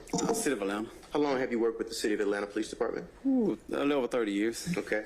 And when you started, describe your role when you started with the police department. Yeah, I started back in '94. I was assigned to Zone 3. So I was basically answering 911 calls for the first 9 years I was in the department. Okay. And at any point, were you employed in that capacity in July of 1998? Yes. All right. And would you have the occasion to, as part of your role in the police department, responding to incident calls or 911 calls? Yes. All right. And do you also have the occasion to respond to, say, calls involving domestic violence? Absolutely. All right. Is that a pretty common occurrence, responding to calls where there's been an allegation or call about a domestic violence incident? Pretty much in that area was. All right. I worked at. How many calls, and just ballpark, how many times would you say you've had a chance to respond to a domestic violence incident? I was in that zone for 9 years, so I probably wrote about maybe 5 to 10 reports a day. Domestic violence, it had to be in the hundreds. I'm sorry. I wrote hundreds of domestic violence reports. I've been over there. All right. And when you respond to a domestic violence call, talk about some of the things that you're either concerned about or you're looking to investigate. Yeah, anytime I got a call in domestic violence, first of all, I just want to check and make sure that the victim is taken care of, away from hurt, harm, or danger, see if she needed kind of medical attention, so on and so forth. And we had a domestic violence unit back then. We would call them out to come out and actually deal with them on pursuing any charges further, since in this particular case, I was out on the suspect, was on the scene. Okay. What typically happens when say a warrant or a domestic violence, say a battery is initiated? What happens typically? Well, typically, if I write the initial report and we'll call a DV, domestic violence investigator, to come out, and they'll investigate from that point on and have the victim come down and pursue warrants and so on and so forth. Okay. You familiar with the term a TPO? Yes. What is that? Temporary protective order. And what's generally the purpose of a temporary protective order? Someone in fear of being hurt or harmed by another person, they file a TPO. Okay.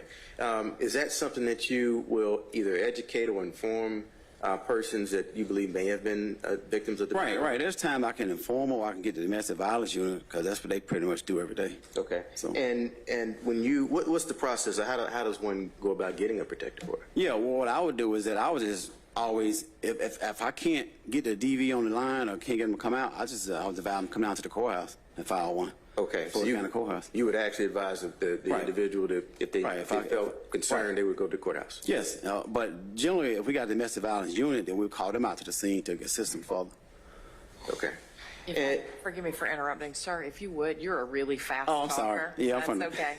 If you'll just, when you're answering questions, try Slow to down a little bit. I Slow guess. down a little bit. Yes. Thank you. Yes, ma'am. Now, is it common for you to find, say, the offending spouse at the location when you respond? No, it's not common. I mean, sometimes, but not. You know, so most of the time, the suspect probably is gone or left the scene before I get there. Okay. And I want to turn your attention to July 21st, 1998 incident.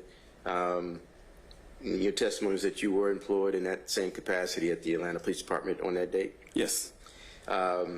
Did you have the occasion to respond to an incident location at that date? Yes, there was a call came up that day. All right. Do you recall what street that incident location was? I believe it was on Brookline. All right. Do you recall the address itself? No. All right. If I were to show you a copy of your report, would that refresh your recollection as to, say, the address numbers of the street and the Yes, street name itself? absolutely. Okay. All right. Take a look at this document to yourself. Okay. Okay.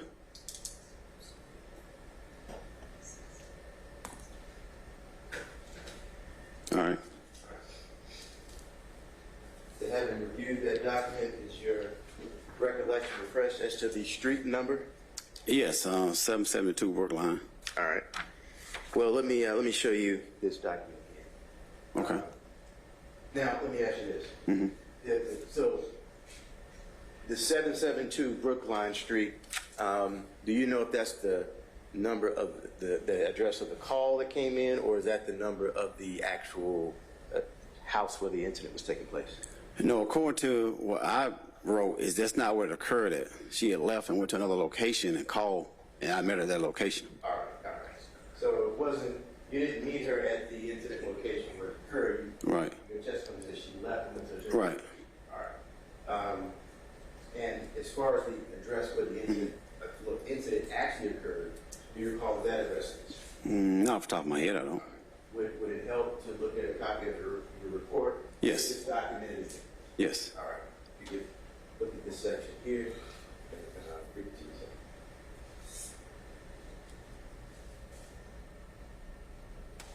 Okay. Okay. What is that address? I wrote in a 780 block of Brookline. Okay, you don't recall it being 824 Brookline? No, let me see it. Let me see what I wrote. You see that section here? You recall that? Okay, that's the address that was given to me is their residence address. As their residence, right. Okay. All right. And when you say their residence, you're referring to the Christopher and Melissa Wolfenbarger? Right there, at 824 All right. Okay. Brookline. And that location, is that in Fulton County? Yes.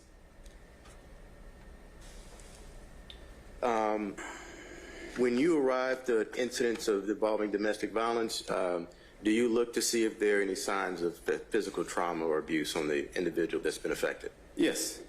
Did you do that in this case? Yes, I did. Can you tell the jury if you recall seeing any signs that Ms. Wolfenbarger had been assaulted or attacked in any way? Yeah, I documented the bruises that was on her legs. Okay. And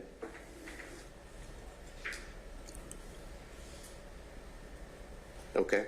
Now, do you recall seeing anywhere else? And I know this is 1998.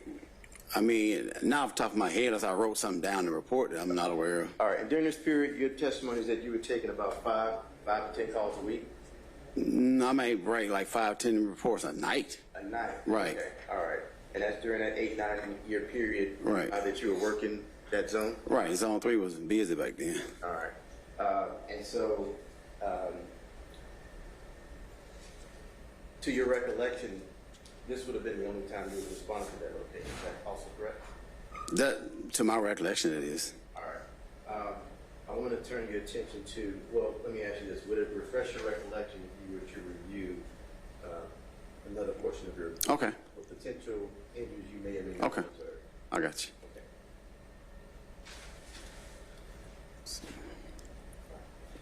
you look at that section, tell the court if you recall seeing any abrasions or indication of an attack. All right, can we approach? Yes.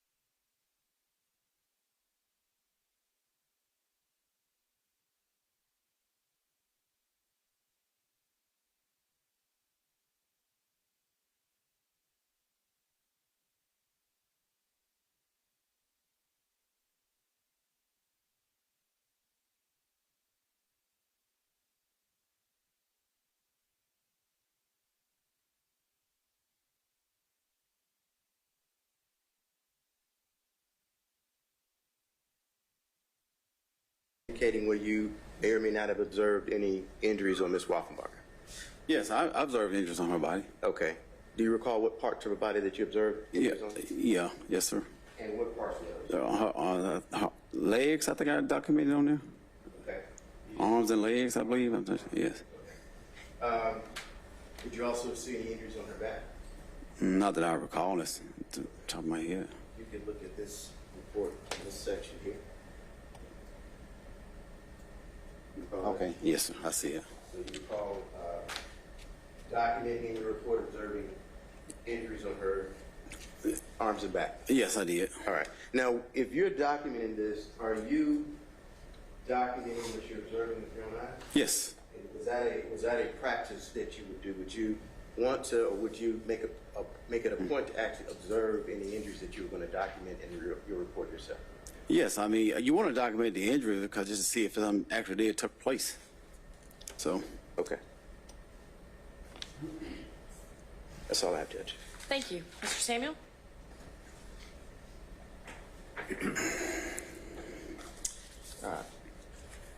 Officer Sutton. Yes, sir. So, do you have your report with you? No, sir. Do you remember now, or having looked at your report before you came in today, how many hours had gone by between the time of the incident, whatever it was, and the time you first talked to Melissa? I don't recall, but I think I wrote down that this has occurred at a different time in my report. I believe it happened at a different time. Right. How many hours had gone by between the time you had, whatever. I'm going to ask the same question. Yeah, I don't know because, I mean, I think I documented that this occurred at a certain date and time in my report. I don't know what I put on there, but I think I wrote it down that this happened at a certain date and a certain time. So I'm not sure how many hours it was from my memory. Okay. Do you have a copy? Sorry. Okay. Do you mind if I give you a copy? Yes, sir. I'm going to give you. Okay. I think.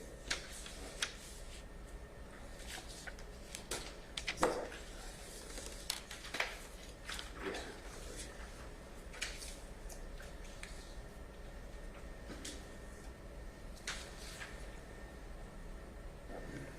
It's going to be too confusing.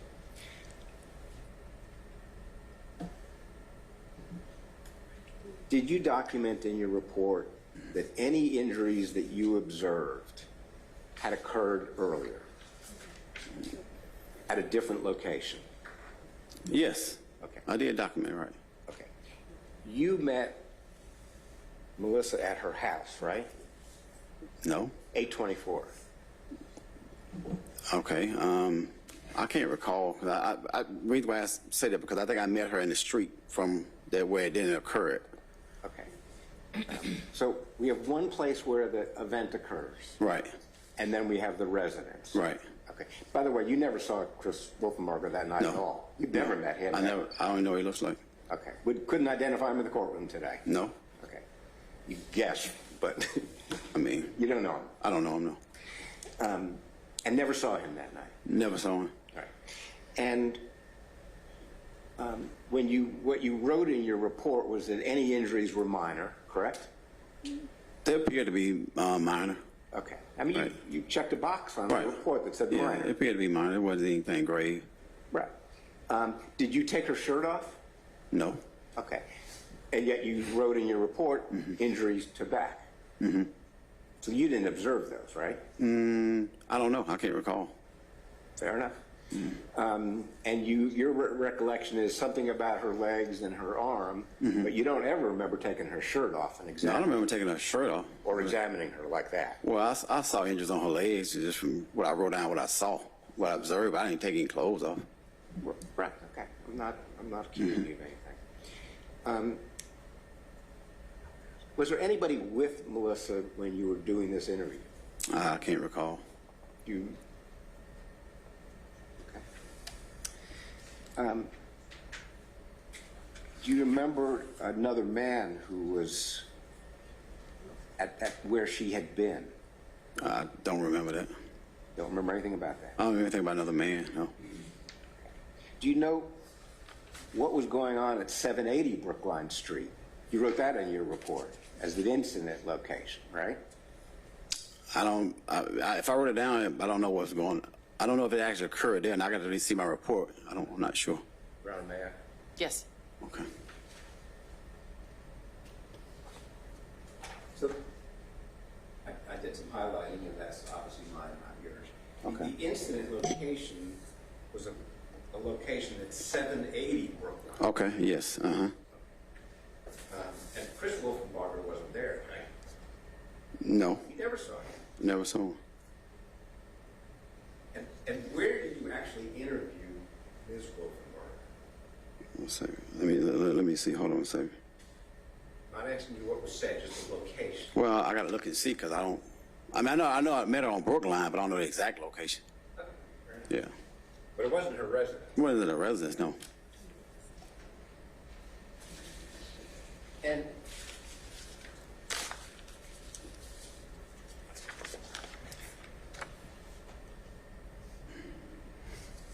you also said that there was some stolen items involved. You remember that? I remember writing it down, but I can't recall. I can't put it together now why I wrote it. I mean, I don't know. Okay, but if your report wrote her glasses were stolen and $10 were stolen, would that be accurate? Yeah, because, well, I mean, I think her purse was stolen. Okay. There might have items that may have been in her purse. I was just documenting. Okay. You want to look at your report? Yes. Yes. Okay. Okay, I see it. $10 was stolen, purse, and her glasses were stolen, and her purse was stolen? Yes. Okay, I wrote that down. Right. You wouldn't write it down if you weren't sure, right? Right, that's what I was told. I don't want to get into what you were told, but no medical treatment was needed, though. You checked that box, no. No, I don't recall medical treatment. Okay.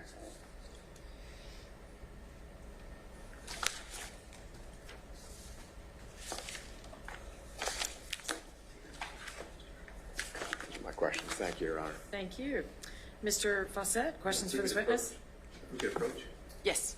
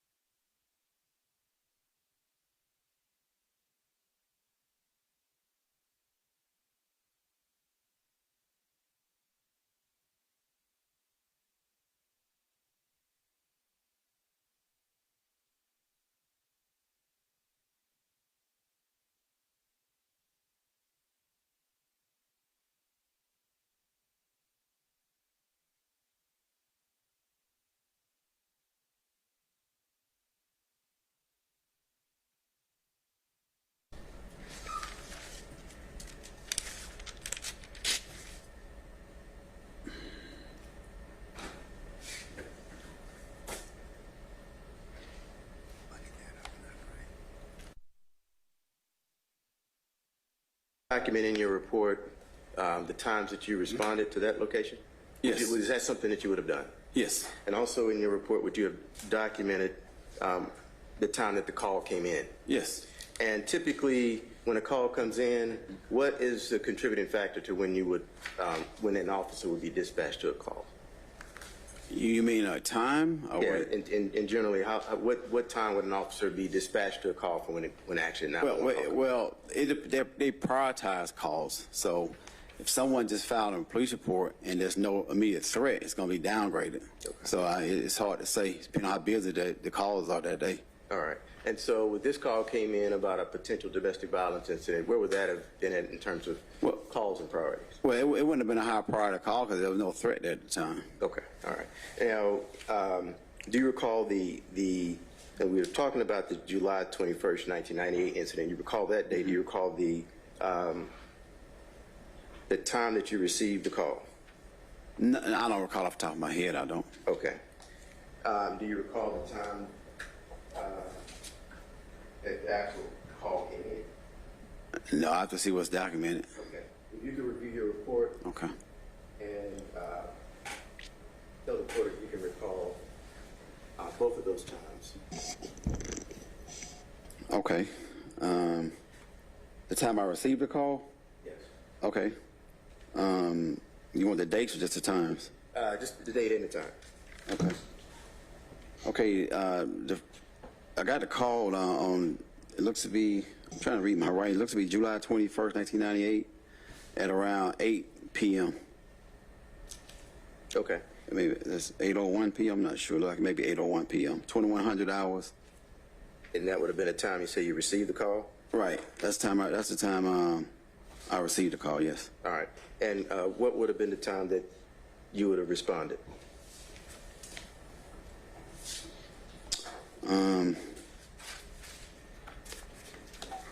Let's see. Hold on one second.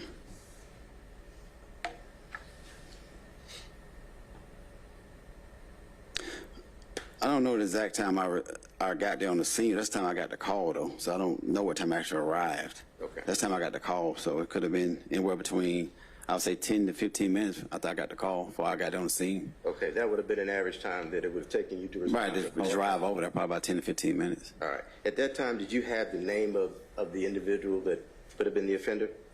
When I got the call? Yes. No, not when I got the call. I didn't. All right. Did you have, at that time, did you have an understanding of who the potential offender was to the victim, like the relationship between the two? Did you have an understanding of that? Objection. Do you want to rephrase? If you can. Okay. Did you know the relationship between the two parties? I object, Your Honor. Overruled. What was your answer? No, I didn't know. All right. And did you know who the, upon responding, did you know who the victim was? Upon responding, yes, I did. And who was that? I don't know her name, to be honest with you. I can look at the report and give you the name I wrote on there. I'm sorry? I can look at the police report and give you the name of the victim that's on the police report. I can give you that.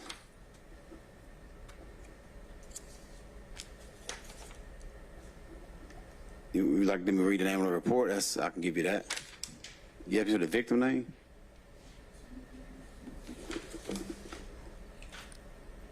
Yeah, did you document that victim's name? Yes, I did. And what is that name? It's Melissa Wolfenbarger.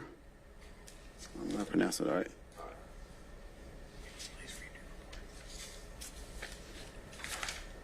That's all I have, Judge. Mr. Samuel, anything else? Nothing, Your Honor. Okay. Thank you, sir. You may sit you. down. You are excused.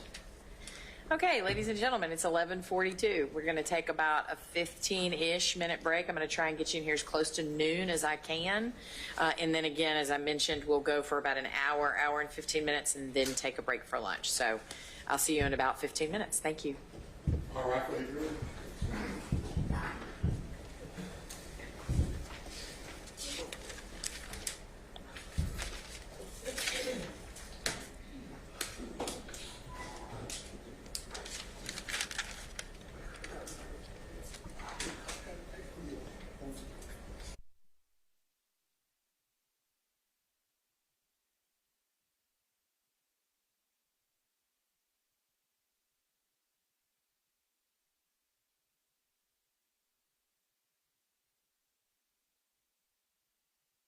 Please be seated. We're going to take a break in just a second. Before we do, I wanted to put a couple of bench conferences on the record and just see if anybody wanted to make any additional record regarding that matter.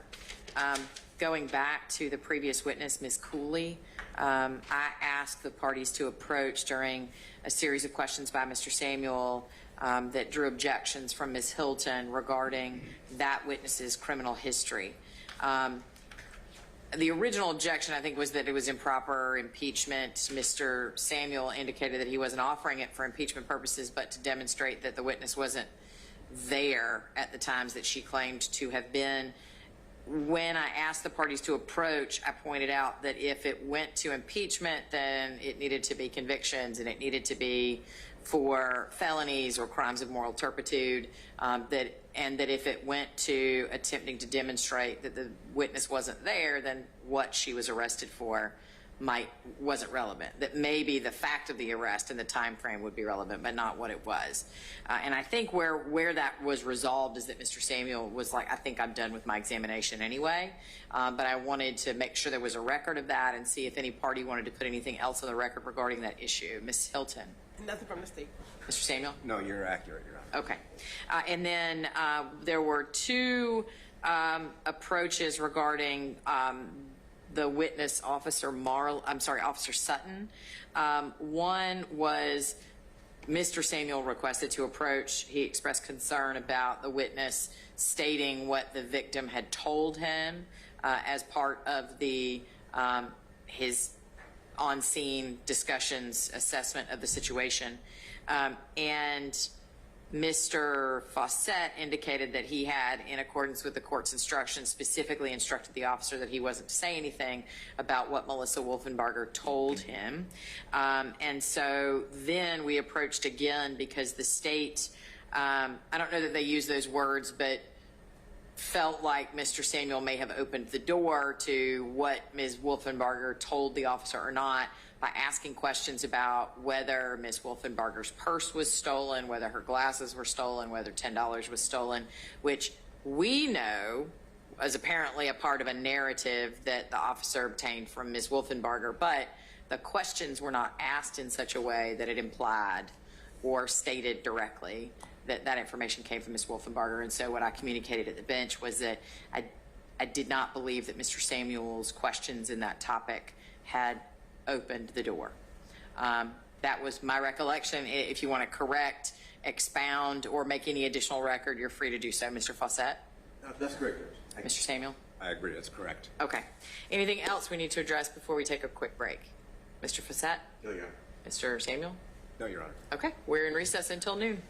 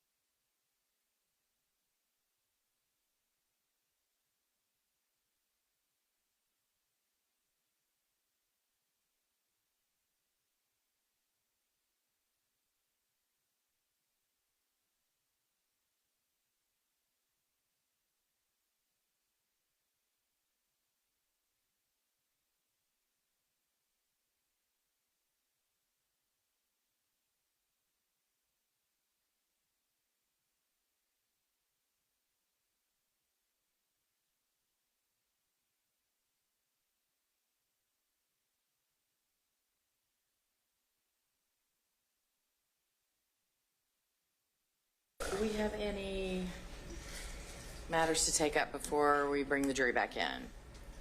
Nothing from the state, Your Honor. No, Your Honor. Okay. We ready for the jury then? Yes, Your Honor. Okay, Deputy, can you get the jury for us? Please.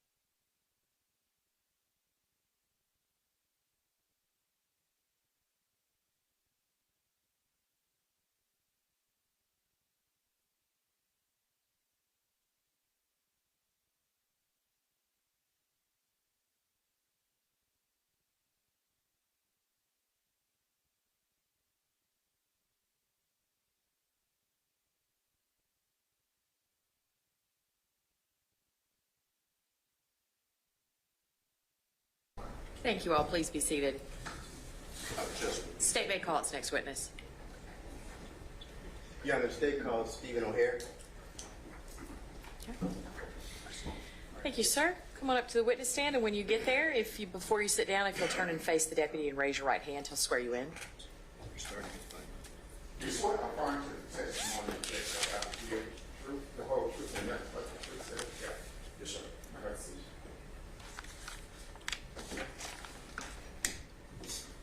And if you'll get situated, be careful of those wheels next to that ledge, and then state and spell your name for the record, please. Yes, Your Honor.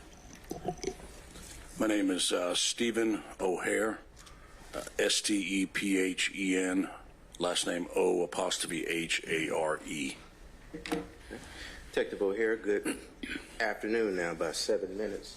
Can you tell the court where you're currently employed? I am currently employed with the Atlanta Police Department. And in what capacity? I'm a detective.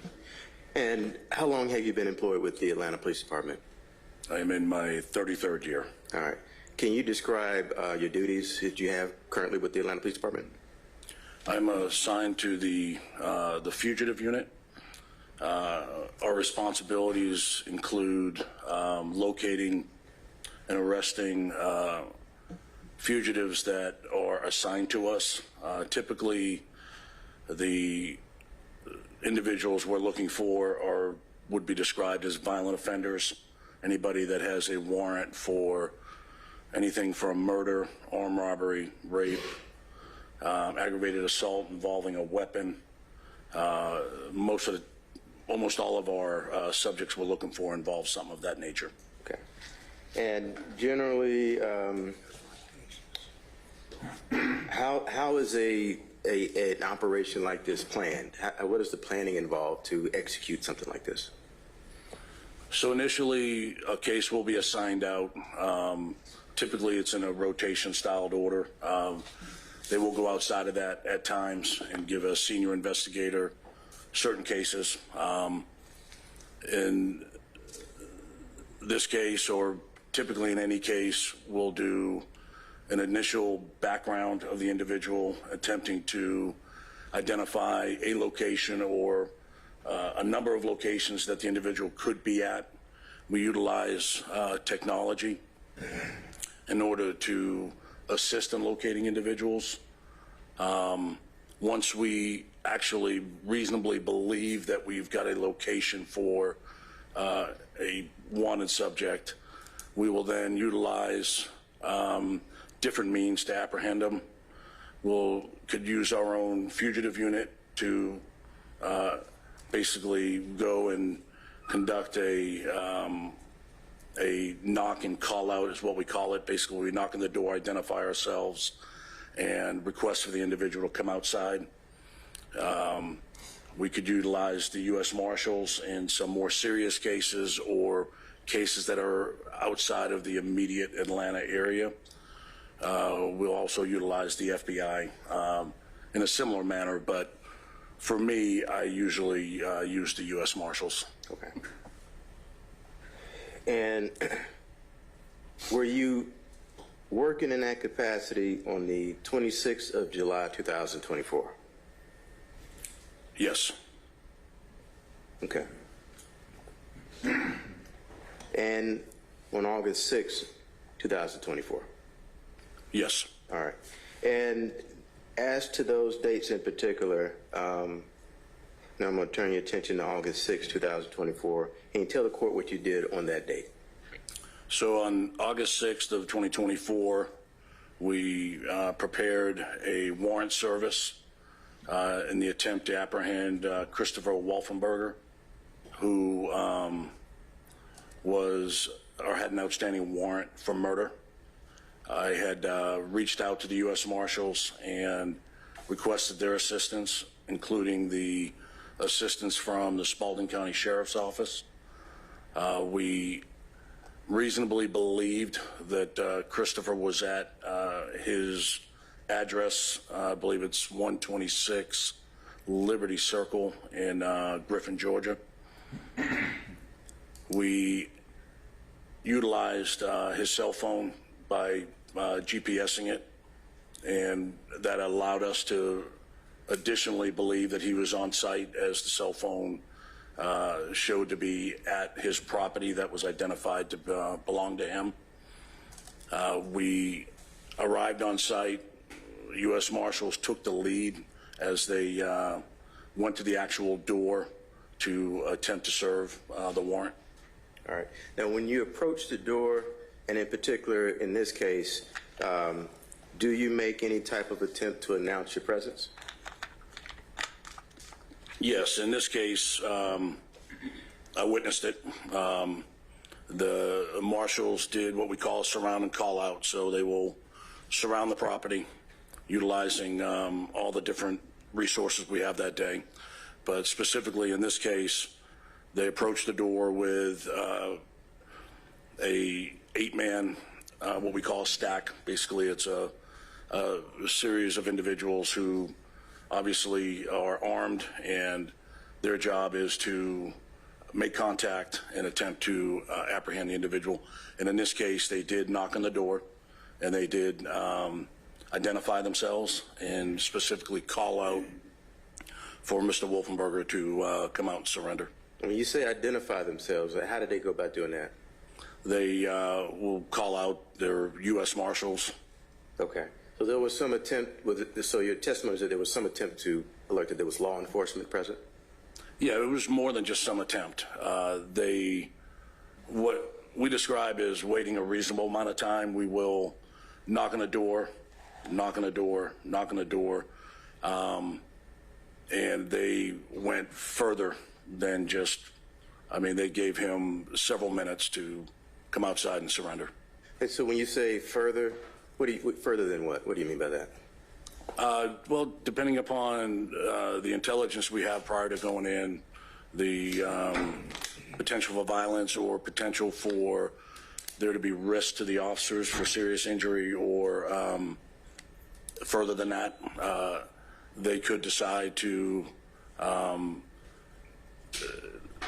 basically break down the door. The individuals believed to be running inside, potentially gathering weapons or anything like that, they will breach the door and attempt to basically escalate it to a point to where get him to understand that he needs to surrender. Okay. Were those attempts successful? No, they breached the door, and his female girlfriend that identified, I believe she was a long-time girlfriend. She was observed coming from the right side of the structure.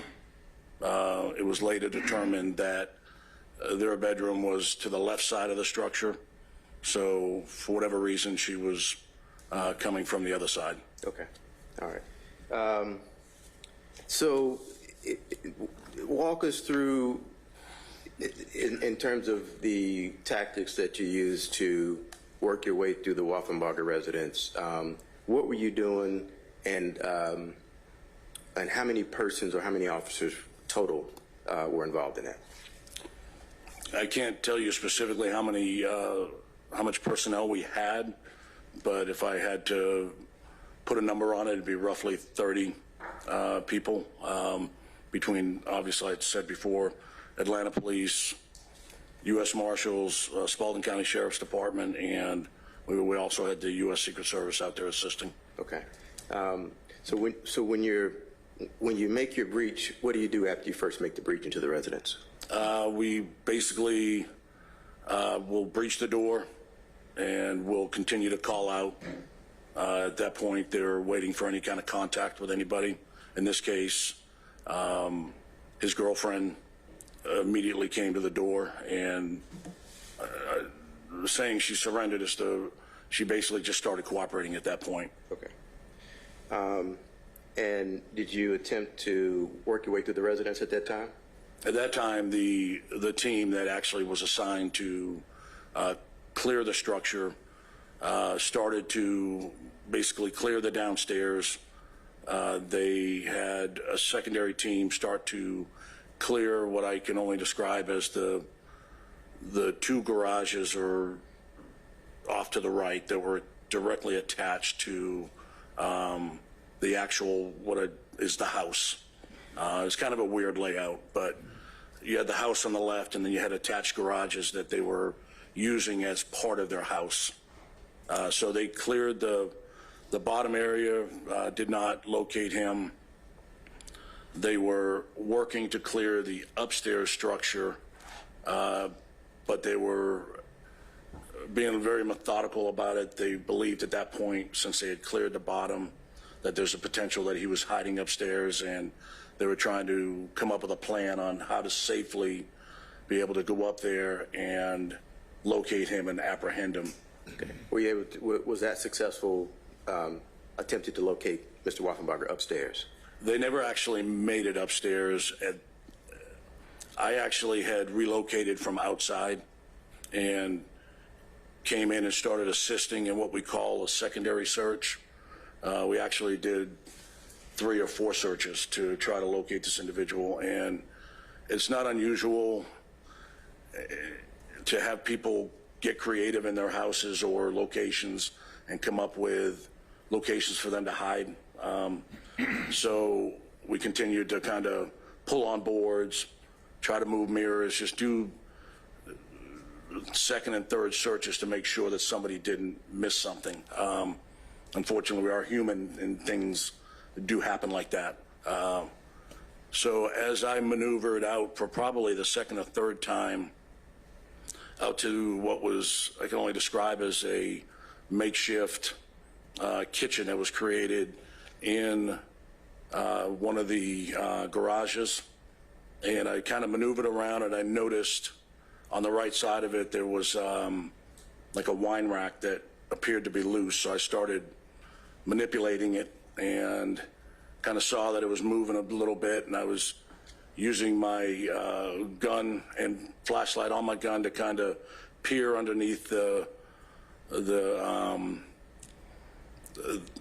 underneath it, and I maneuvered a little bit more to the right, and when I looked inside, I could see what turned out to be Mr. Wolfenbarger hunched over. I could see his back, and he was hunched over, hiding deep into the little structure that was created for their kitchen. Okay. Is your memory good enough of what you observed that day that you could, are you able to demonstrate the manner in which Mr. Wolfenbarger was, as you testified, hunching over when you observed him? It might not be my memory that I'm worried about. It might be my body that I'm worried about. Okay. All right. Are you physically able? But yeah, no, absolutely. Okay. With the court's permission, could I have the witness step into the gallery and demonstrate what he observed Mr. Wolfenbarger doing? Mr. German? Daniel? That's fine. Okay, go ahead, sir. He seemed to be on all fours, kind of hunched over, where he just was, and you could see the curvature of his back. Okay. And at that time, your testimony was that you had the light on your firearm, is that correct? That's correct. And at that time, your testimony was also that you had already previously made several attempts to announce law enforcement. Is that also correct? Repeat that? Several attempts to announce that you were law enforcement. Is that also not correct? just myself, but everybody that was out there. They were. The initial response was we had identified ourselves, and at that point we weren't walking around basically announcing ourselves over and over again. Because the people that are serving the warrant, that are actually looking for them inside, they can't have a bunch of people talking. Their job is to come up with a plan to try to safely find them. So we're not just going to be in the house just yelling or continuously saying, "Hey, police." Okay. How much time would you say, just an estimation of how much time it took from the point when you first made your announcement of law enforcement to when you were able to apprehend the defendant? It was at least 20 minutes, if not longer. Okay. Somewhere between the range of 20 and 30 minutes, it seemed like, at least. All right. Were you able to apprehend the defendant on that day? Yes. Once we spotted him inside of the kitchen area, I kind of backed off, summoned some of the guys around it, and then we called out several times. I attempted to communicate with him myself. Other guys from the U.S. Marshals finally got him to be able to respond within about probably 3 to 5 minutes. And then basically he responded verbally, and it took us probably another 3 to 5 minutes to get him out of the structure, to talk him out. Okay. All right.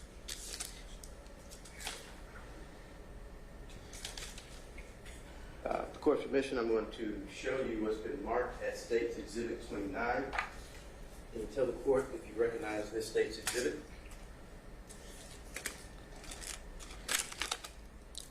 I do. All right. How do you recognize that exhibit? That is a thumb drive with body-worn camera video. Have you had an opportunity to view the contents of that State's Exhibit? I have. Did you sign the envelope on that exhibit indicating that you had viewed it and that it was a fair and accurate representation of what you observed on the date you arrested the defendant? I did. Your Honor, at this time, the State moved to tender in evidence State's Exhibit 29. Okay, Exhibit 29 is admitted. Permission to publish? Permission granted. And Your Honor, I've informed the defense counsel, my assumption is that they're in agreement. We're playing the tape starting at 5 minutes. Okay. And how long is it? It is 26 minutes. 26 minutes. Minus 5 or? Minus 5. Minus 5. So 21 minutes of runtime? That's correct, Judge. Okay. Is there both audio and video? There is audio and video. That's correct. Okay.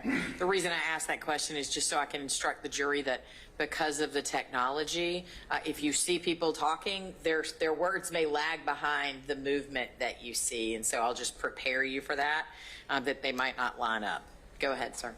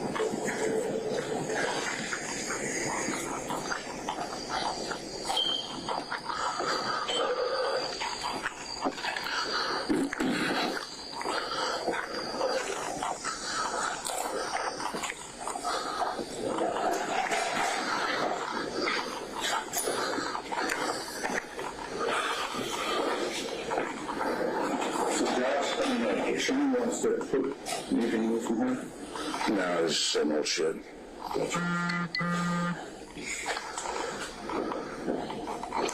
She ran out and went into that. There's a freaking, that little man cave, and she grabbed it. If you're going to run, you're going to keep running. That's true. But it's the fence. You can't get past the big high chain. And the perimeter got up pretty quick, right? Right, plus Frank and another guy approached the woods. So, I mean, yeah. They were blocked off there, I think. Yeah. I don't think that they would have made it out. Yeah. Sean? Yeah. Want me to put your tickets right here? Yeah, fix them there. Yeah, just secondary sweep on the cabinets.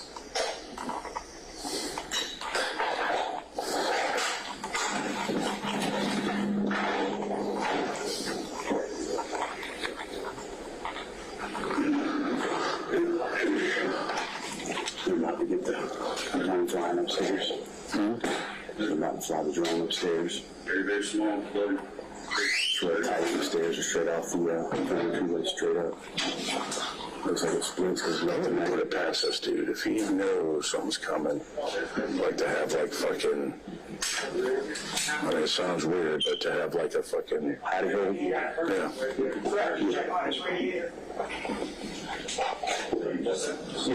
would agree. That would be the best. Yeah, we still got that. Yeah. I think you got some sort of added hole down there. Is there nobody on this one? Yeah, it's not here. Is there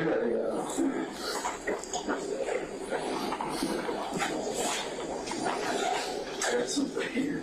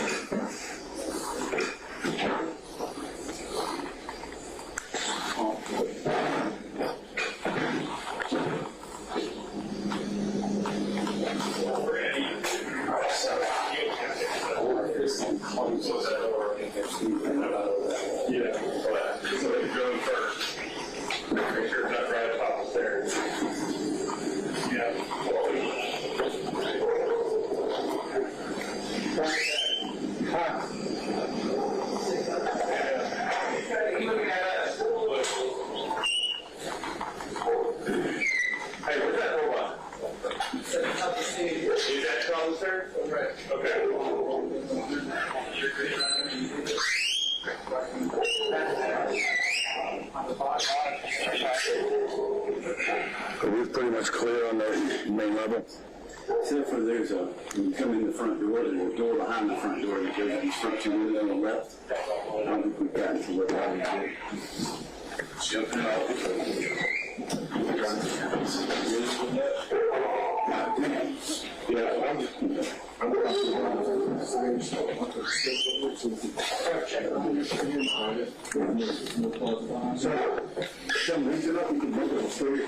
Yeah, so if he's about to have the drone ready, I would say let's get the drone up there first. Yeah? The bot's up there as well. Okay, so he's not going to have a whole lot of work up there with the drone. Immediate left is a closed door. Okay. Button hook right, pretty much right above us. There's another closed door. Right and straight is a bathroom. All right, hey, who's got the drone remote? Or the bot remote? Okay, hey, somebody monitor this while Mason's on the stairs. Make sure he's got it jump out of the stairs.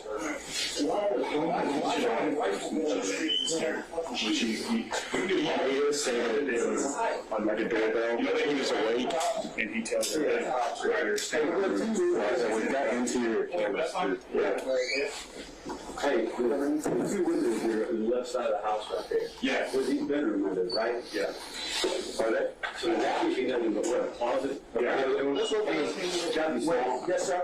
Those two windows go to that bedroom in here? So it's got to be small. I'm not going to went in there. Yeah, I have not. I went in there, and then it's going to be there's no connecting door. It's going to be a small closet unless it stairs down. Okay. Maybe a fucking cool closet sometimes shit. All right. And I can get up and walk upstairs if you guys want to clean that up. Just Is somebody in there? Somebody in there? yeah, they're in it. Josh ain't got moving though. All right, got you. All right. Next session, towards you.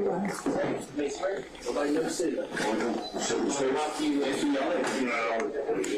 Well, me and him are going to take stairs. You better know one. Let's move it. Robot system. Close the number, right? Yeah.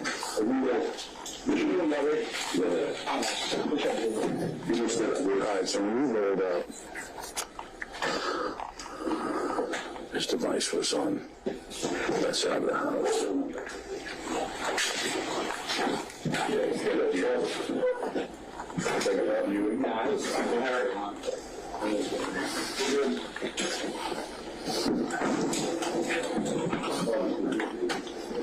You guys clean up here?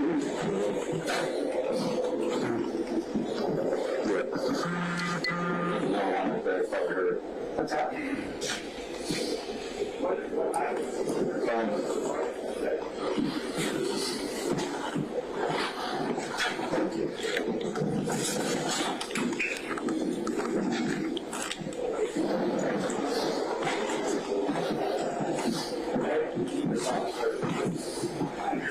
Keep in mind,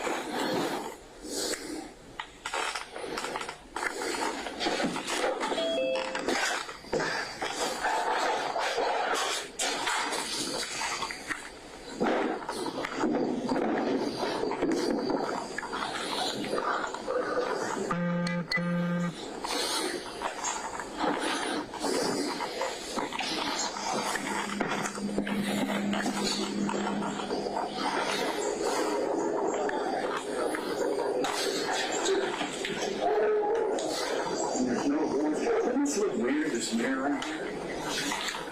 I guess it's like a workout. Yeah, weird. Just, you see, what access? This will come through. I didn't hear nothing upstairs. Didn't look at his slide. It looks like a slide, but I can't see.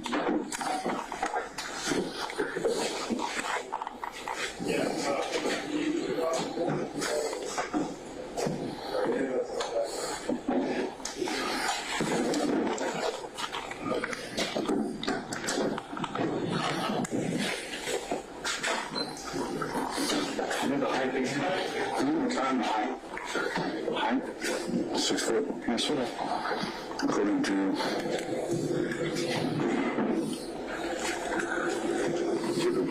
the bottom.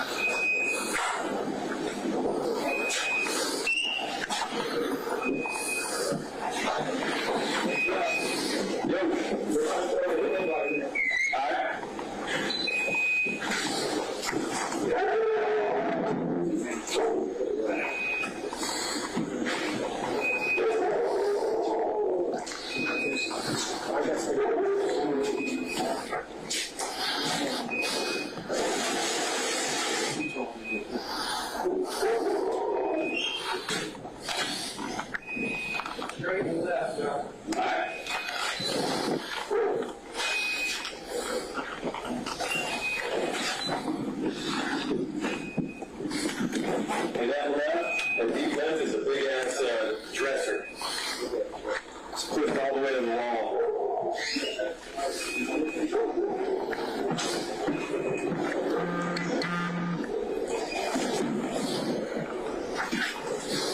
Don't shut too hole in this bed.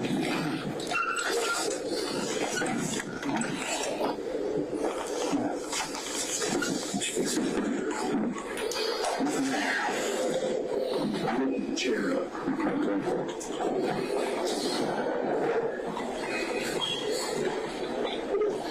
There's this little corner, but I think I pretty much cleared it. See the corner. But it's here.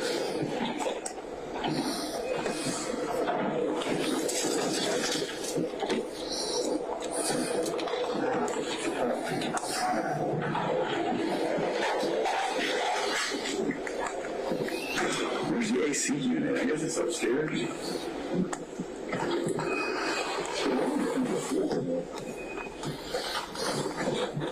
So I got a cubby hole behind a mirror back here. But it's not enough yet. Is there no basement? Right here. Over here.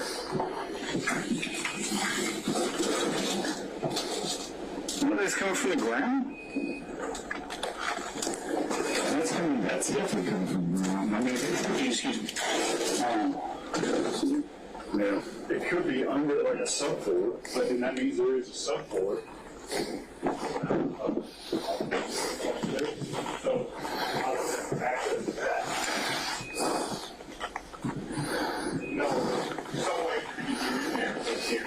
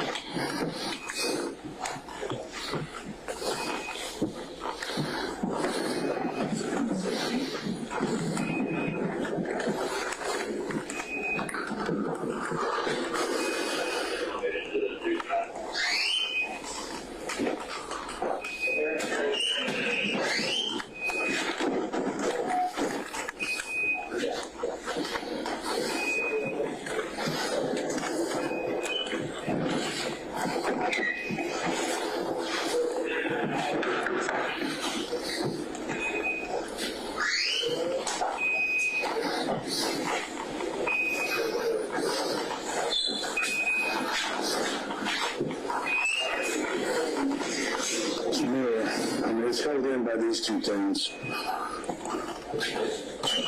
Yeah, it's on a chain, but I couldn't, like, maybe, yeah, I couldn't really. I can't see an empty space.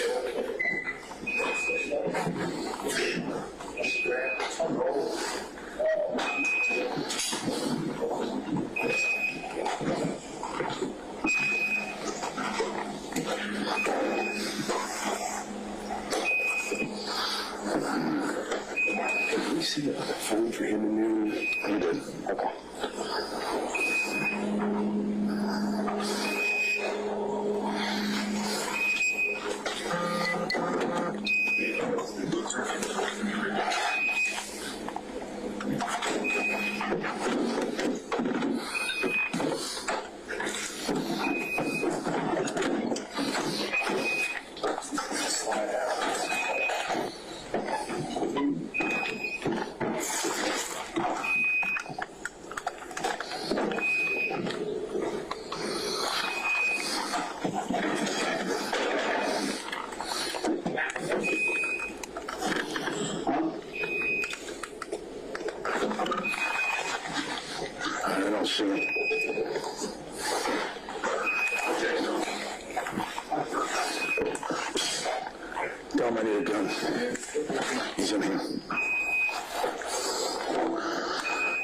inside, you'll be able to see him.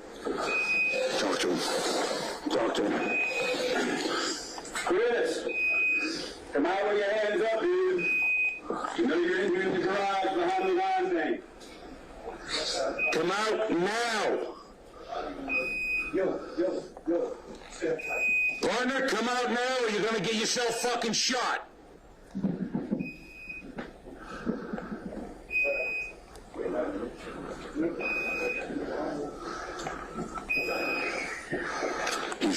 Jason, Chris, come on out, bud.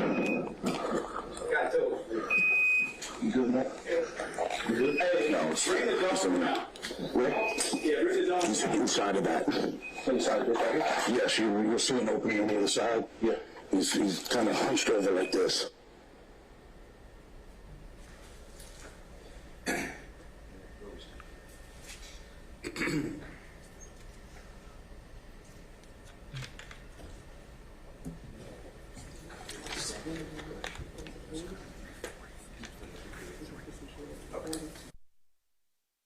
We stopped the video at 23:44. Thank you. All right. Now, Detective O'Hare,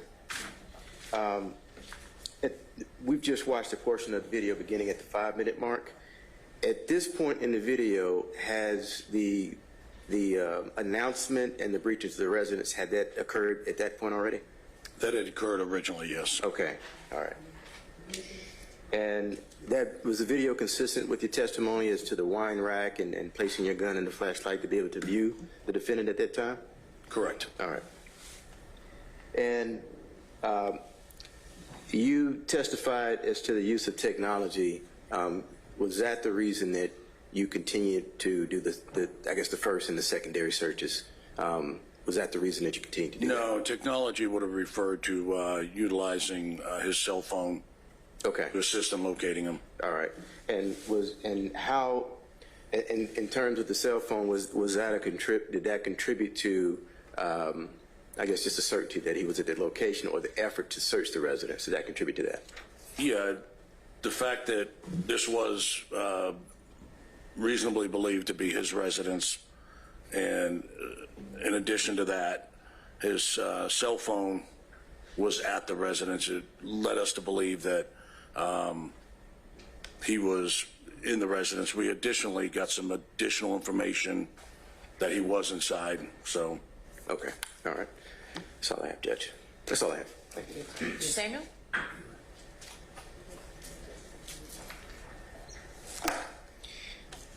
Detective? Yes, sir. Detective O'Hare. We've been in court once before. You may not remember. You worked with the Marshals Task Force, is that right? I did, yes. Okay, at the time? Okay, Detective Hines, Deputy Hines, the U.S. Marshals? Yes. Okay. Hutchins? Correct. You testified in that case, do you recall? I did. Okay. The approach that the strike forces take when they apprehend someone begins with a pre-operation meeting, correct? That's correct. Somewhere off-site, you meet and discuss the background of the defendant, right? Correct. You review kind of the history of the case a little bit. I mean, you're not spending hours, but to give you a sense of what you should expect to find, correct? That's correct. And for your all safety, right? Yes. That wasn't me, was it? No, I think it was someone in the gallery. It's fine. No strikes. Yeah. Nope. Okay.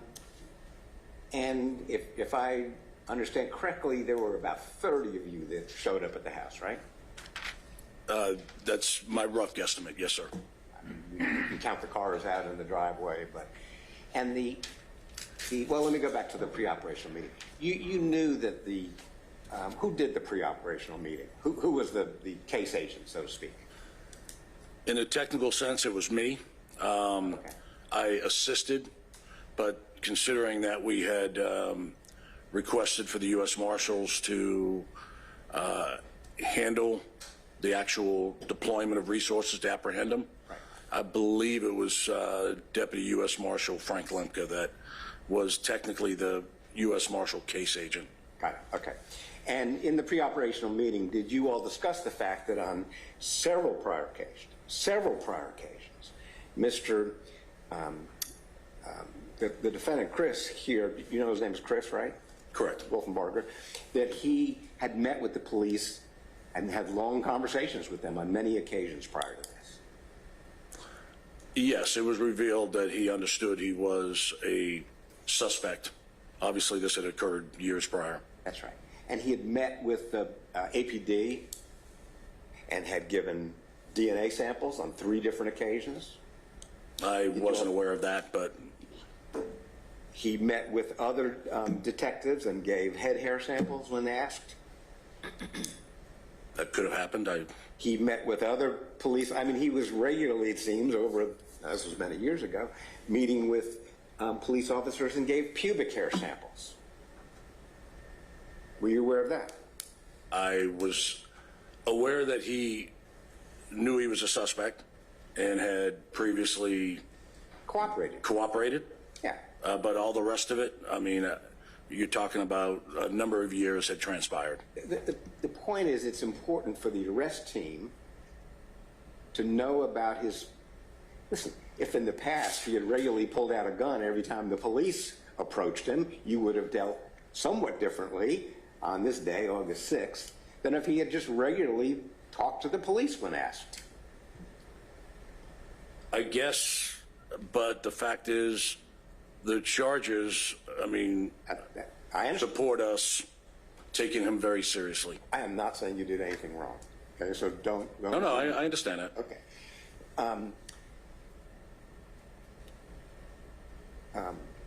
Who was doing the pre-op? Lemke? Is that what you said? I believe it was Lemke, but it would have been supported by me. I would have provided, because I technically was the case agent for APD, so I would have provided a lot of the details. And was this your body cam we were just watching for 20 minutes? Yes. Okay. No firearms anywhere, right? I don't recall ever seeing any. Okay. Well, of course, you all had assault weapons yes. and machine guns and all kinds of things you use, right? Possess, right? We have firearms, correct. Right. If necessary, you have flashbangs you will use? We have access to them, yes. You have access to drones you actually use, even inside houses? You'll send drones upstairs to look around what's going on, right? Yes. And in this case, as in, I think it's fair to say all of the cases that the strike force does, it's kind of a, for lack of a better description, kind of a shock and awe, right? You don't go in with 1 or 2 people and knock on the door if it's a case where you're making a violent crime arrest. You 30 people with many armed with assault weapons and everything else, right? Yeah, it is a scary scene. Well, the idea is to overwhelm the individual with a show of perceived force. Exactly what I meant. Okay, shock and awe, overwhelm them with perceived force. And it's obvious to you what happened here was the overwhelming show of force led him to hide behind the counter, right? Behind the wine cellar, the wine rack. I would say I would disagree with you. Okay. Well, you don't know what's in his state of mind. I don't know what was his state of mind. But there was an overwhelming show of force, and then he went and hid, correct? There was, but there was also a declaration that the law enforcement was on his property, and he was fully aware of that. Oh, absolutely. I'm not questioning that. I mean, just look how everybody's dressed. You all have flak jackets on, police, marshal. Secret Service was there. No FBI. The FBI strike force wasn't there, right? They were not there. You use marshals, and another group uses FBI, right? Correct. Strike force. There's 2 different strike forces in Atlanta. Okay. And when you arrested him, he came out from behind the, whatever you call that part of the kitchen that was under kind of construction behind the wine rack, correct? Correct. After a period of time, he finally surrendered. Right. And then you put him in someone's car and drove him up to Atlanta, correct? That's correct. Okay.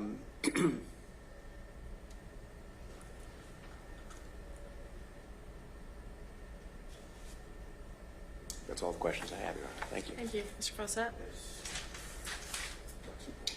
Detective O'Hare, were you involved in the criminal investigation in this case? I was not. Okay. Do you know who the lead detective was when the skull of Melissa Wolfenbarger was originally found in 1998? I believe it was a retired detective, Detective Dale Kelly. Okay. Did you assist him at that time in 98? I did not. You familiar with who the lead detective is when the remains were identified in 2003? Do you know who was assigned to the case at that time? In 03? Yes. I do not. Okay. So you don't know that it was Detective Alton Calhoun? I did not. Okay. Did you ever consult with Detective Calhoun about his investigation into this case? I did not. Okay. You didn't talk to Detective Calhoun about whether or not the defendant was cooperative during the investigation? I did not. Okay. What about Detective Jerry and Shepard, who picked the case up in 2021? Did you ever discuss or assist with the investigation of the case and assist him? I did not. Okay.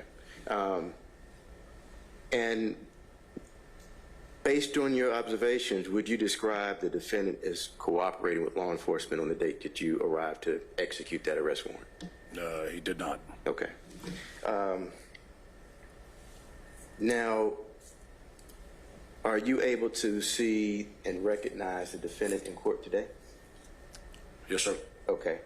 Can you point him out and describe what the defendant is wearing?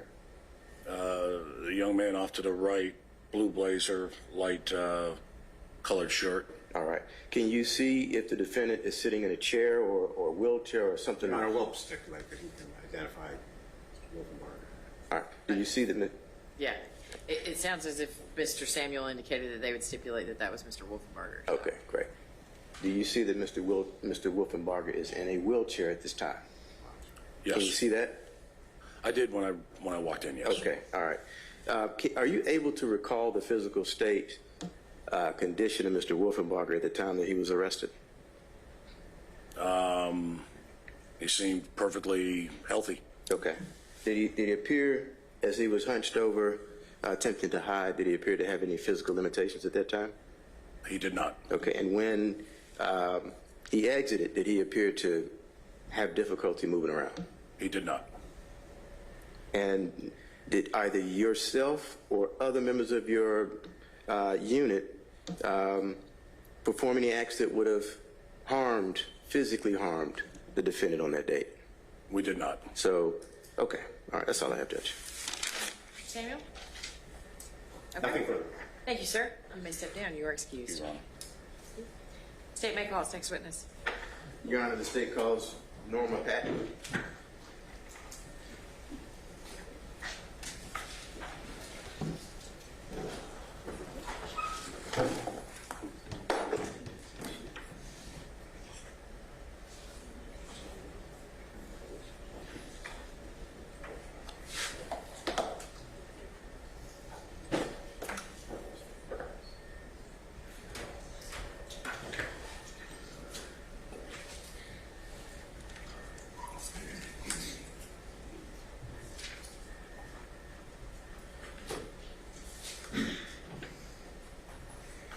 You'll come on up to the witness stand, ma'am. Come on up this way. And when you get to the witness stand, okay.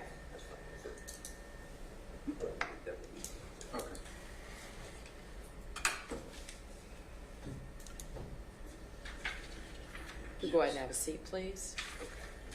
Get situated up to the microphone. You need to help her get that seat situated.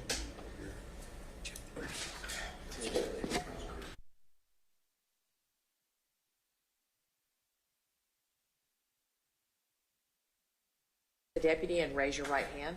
He'll swear you in. You swear affirm to the testimony that you're about to give the truth, the whole truth, and nothing but the truth. So there you go. I am. I do. Thank you. And if you'll please state and spell your name for the record. Norma J. Patton, Norma J. Patton.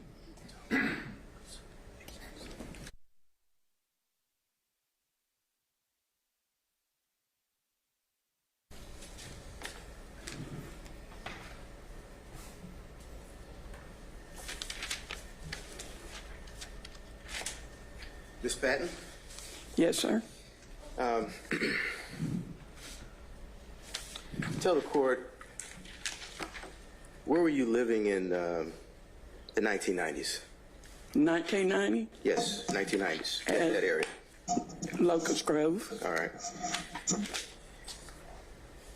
And were you married? Yes, sir. Who were you married to? Carl M. Patton, Jr. All right. How many years were you guys married? We were married 56 years, 6 months, and 8 days. Okay. Did you and your husband have any children? Yes, sir. How many children did you have? We had 2 girls. What were their names? Tina Mae was the oldest, and Melissa Dawn. Okay.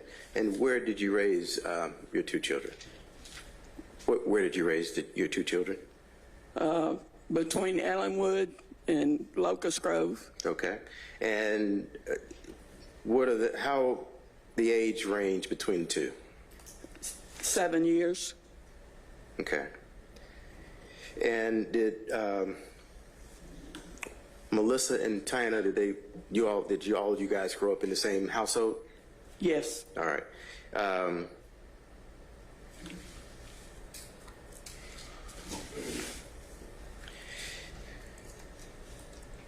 Do you know the name Christopher Wolfenbarger? Yes. How do you know that name? Melissa started seeing him when she got into high school. Okay. And was this at the beginning of high school, middle, end of high school? Freshman year. All right. How did you come to find out about that relationship? When she met him, she started running away to be with him. And what about that instance? How did you find out about it? Well, she would not come home from school, and I would try to find her and turn her in as a runaway when I wasn't able to find her. Okay. And prior to her starting high school, was that happening? No, sir. All right. And during that period, how would you describe the relationship between yourself, Tina Patton, and Melissa Patton? Tina Mae and I have not been close. Melissa is the one that I bonded with more so than Tina Mae. And what do you mean by that? Melissa was my baby. Okay. What were some of the differences between how your interaction with Melissa and Tina how would that differ? Well, the difference with Tina Mae, she would get mad when she wouldn't get her way, so she would run away. Okay, and what about Melissa? Melissa, we didn't have that issue. We just, until she met Chris. Okay. Did you know of Christopher Wolfenbarger prior to that time? No, sir. All right. And what were your feelings at that time about the defendant and your daughter seeing each other? I didn't want them seeing each other because I felt she was too young. Okay. And were you did you express that to your daughter? Yes. Did that have any effect when you expressed that to her? Well, she just kept running away. You know, she didn't. Okay. And at any point, do you recall their relationship becoming particularly serious? Yes, I got worried about it after they, the first runaway, not so much, but after she kept running away, then I determined that I felt like I needed to put her on birth control. Okay. So I put her on birth control. All right. And can you tell the court what you recall after that? I tried my best to keep them separated, and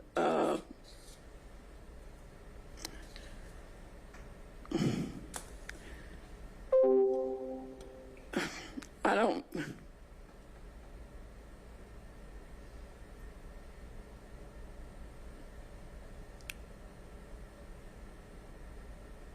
I would watch her take the birth control pill, and I thought she was taking them, but come to find out she was not taking them.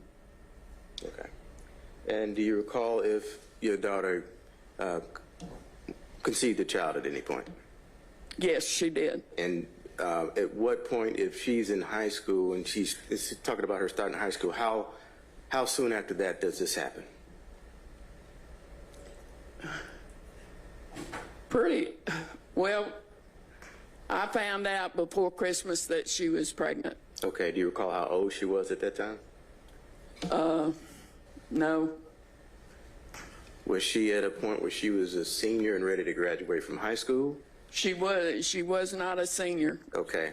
Was it at a point where she had just started high school and say she was a freshman?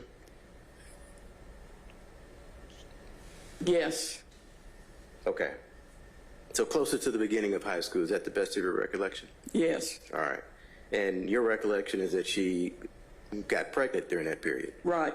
And do you recall the grandchild that she got pregnant with? Yes, Christina. Okay. And is that Christina Wolfenbarger? Yes, it's Christina Marie. Okay. All right. And what happened after Melissa got pregnant? After she got pregnant in February, her and Chris got married. Okay. Because she was pregnant. Did not need my signature because she was pregnant. So that was just... Was Melissa living with you up to that time when she got pregnant? Yes, she was. All right. And who all was living in the house at that time? Carl, myself, and Melissa. Okay. And at that time, we're talking about going into high school, and when she meets the defendant, what was the relationship with Carl Patton and Melissa, your daughter? They had a very good relationship. He would take her fishing. He took her on fishing on one episode, and he had caught a turtle, and he started pulling the turtle in the boat, and she about got out of the boat and was trying to get away from the turtle. And he brought the turtle home. All right.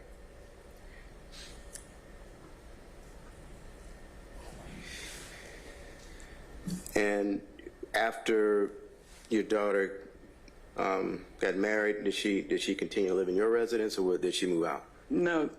The day that she got married, it's the day she moved out. Okay, and where did she move to? She moved to East Point. I don't remember the street that they lived on. Okay. And is this a residence that you visited after she moved? Only one time. Okay. And why was that only one time? It just, they didn't stay there that long. Do you recall if your daughter Melissa conceived another child with the defendant? Yes. And what child was that? That would be Joseph. Okay. Joseph Allen Zander. And are you able to tell the jury how many years apart between Christina and Joey? Christina was born in August the 15th, and Joey was of 1995, and Joey was born July 5th of 1996. Okay, so right there. It was not even a year. All right. And your grandchildren are born, there's 95, 96. Are you spending time periodically, frequently? Are you spending time with your grandchildren during that period? During that period, Melissa, when she would get a chance, she would bring Christina basically to my house whenever she had the opportunity to have a way to get down there. Okay. And orient us to what year this would be, best you can. She came to the house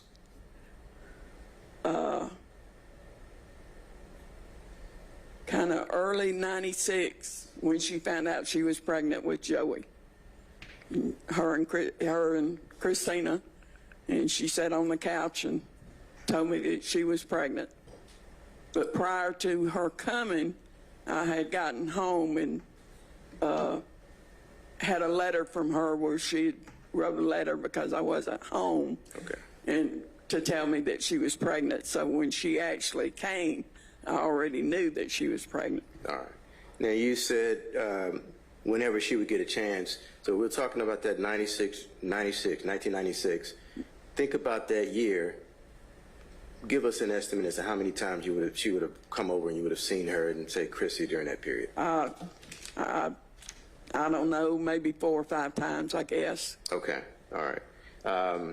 And is that spread out during that period of the year? Yes. Okay. And when she comes over, she come over by herself and the daughter, or is Chris and the defendant? Usually it was just her and Christina. Okay. And does that continue into the next year, 1997? 1997, really didn't see her that much. In 1996,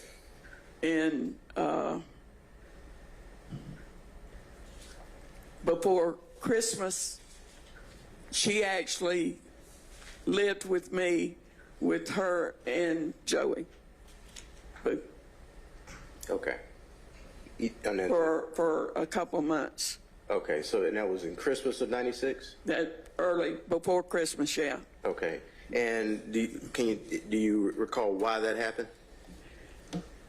Because she had been arrested for car theft. Okay. So she got arrested for car theft, and you're keeping the grandkids for 2 months? She came to stay with me with the grandbabies, yes. Okay. And during that period, what's your relationship with your grandchildren? It was fabulous. She got a job. During that probably about 3 months that she was there, she got a job at a place in McDonough that did computer parts. So she was working and taking care of the babies. Okay. Did you see your daughter in 1998? 1998, I saw her November 9th, 1998. It was the last time I saw her. Oh, the last time you saw her. Okay. All right. Now, are you familiar with where your daughter was working during this period? You said the computer place. Was she working anywhere else? To my knowledge, she was working on and off at Waffle House. All right.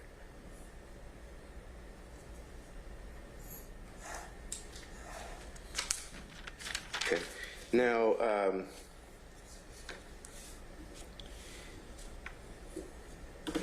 I want to turn your attention to the year 1998.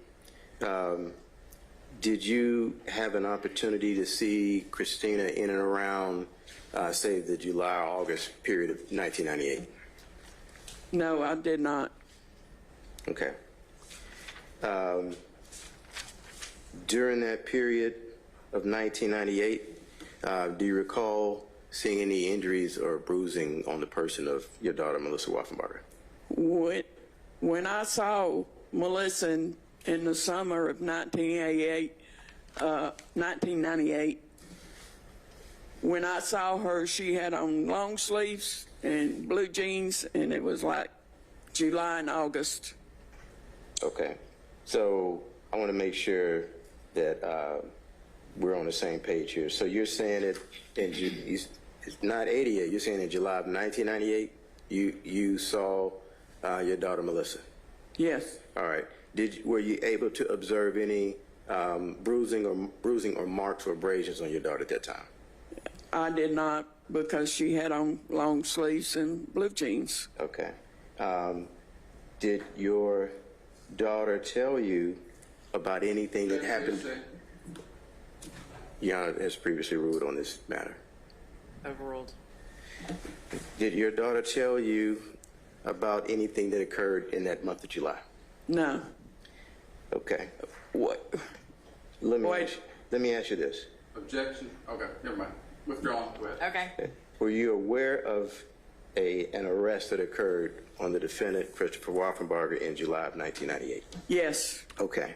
Are you aware of why that arrest occurred? Because he had knocked her down and dragged her along the sidewalk. Okay. Now, I want to make sure that we're talking about information that you are getting from the right source. Where do you get that From Melissa. Okay. And when did she tell you that?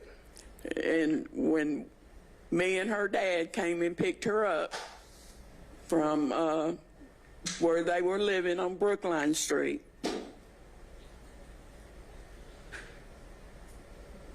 Okay.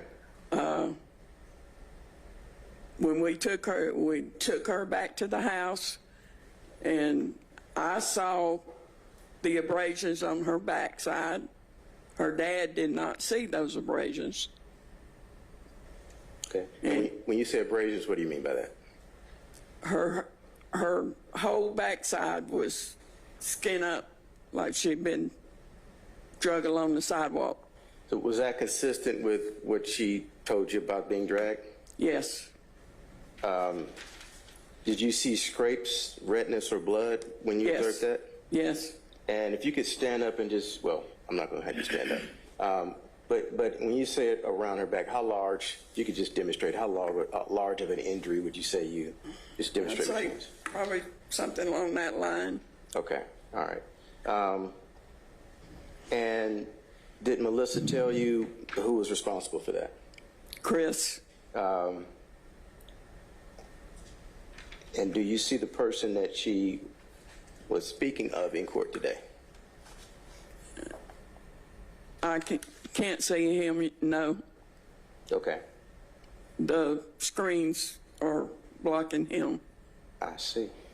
Okay. Are you able to stand up?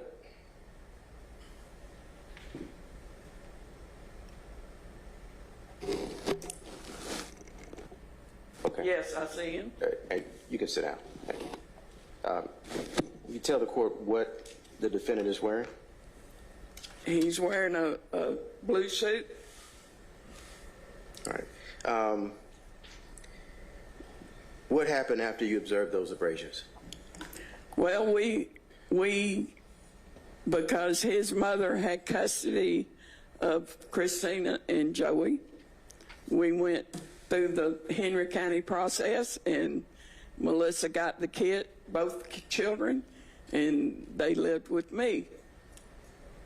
Okay. And for about till they went to court.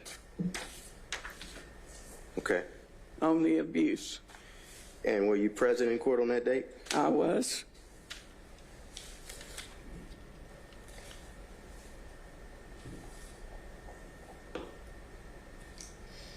And was the defendant present in court that date? Yes, he was. Do you recall what date that was?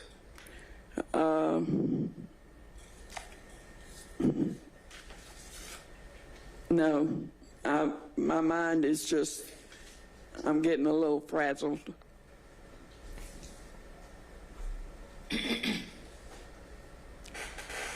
July 29th, I think. Okay. And that would have been July 29th of? 1998. Okay, all right. Do you know if the case went forward that date? No, it did not. And why did not? Why didn't it? Because Christopher asked the judge to let him speak to Melissa alone. Okay. And the judge allowed it. All right. And after that, what happened to that case? Melissa left with Chris. I went to daycare and picked up Christina and Joey because I was the only one that could pick them up. And I met with Kathy Wolfenbarger and handed the kids over to her. Okay. Because Melissa was going home with Chris. Mr. Fawcett? Yes. I was trying to find sort of a natural stopping point, and this is the best one I can find so far. For just a moment, Ms. Patton. So it's about 1:15, ladies and gentlemen. As promised, I'm going to break for lunch now until 2:15. So you are excused for lunch, and then we'll be back in here at 2:15, okay? Thank you. And you can just stay right there for now, ma'am. Thank you.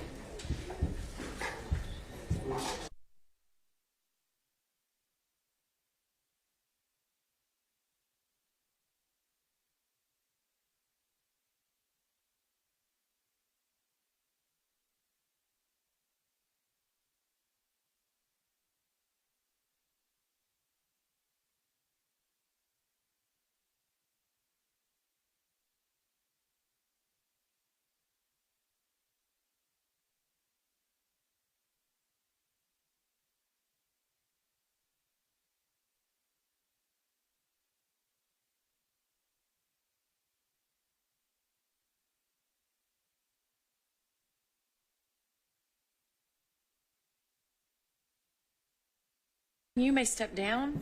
We're on break until 2:15, okay? Thank you. Yes, sir. You can come up and help her.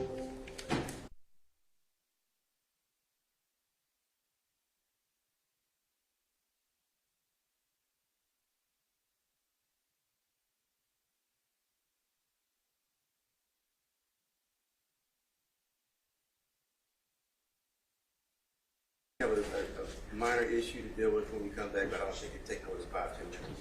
Okay. Well, if y'all just plan to be back closer to 2 than 2:15, we'll take it up, okay? Okay, Thank you.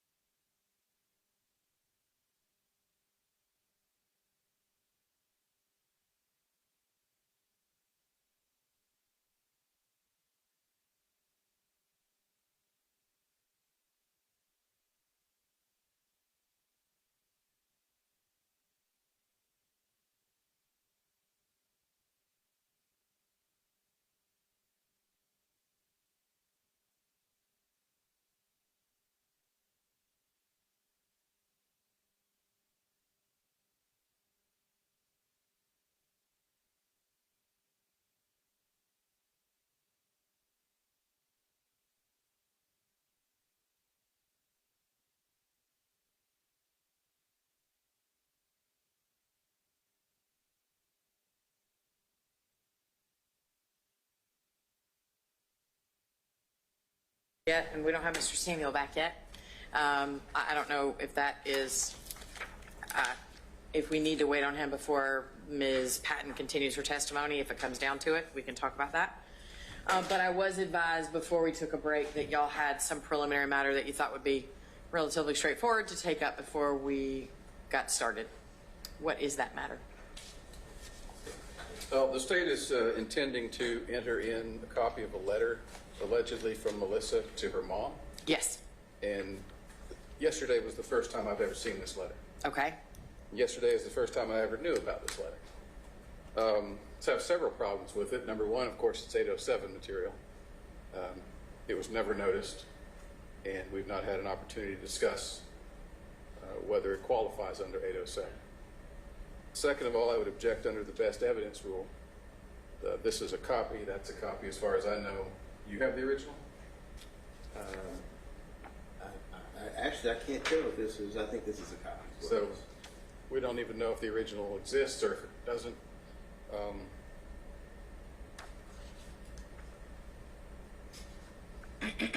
So those would be my problems with it. Okay. Mr. Fawcett, so I believe I had already ruled, in fact, I know I've already ruled that Melissa's statements to her family members were going to be admissible under residual hearsay. And so this is, to me, not a hearsay issue, but more a best evidence or a late notice issue relative to you. Did I misunderstand your original ruling? I thought it was two specific statements of Melissa's and not just a blanket open door, because I don't know if we're allowed to do that under 807. Well, I mean, I was specifically talking about, I think it was 3 statements, 1 from Tina and 2 from Norma.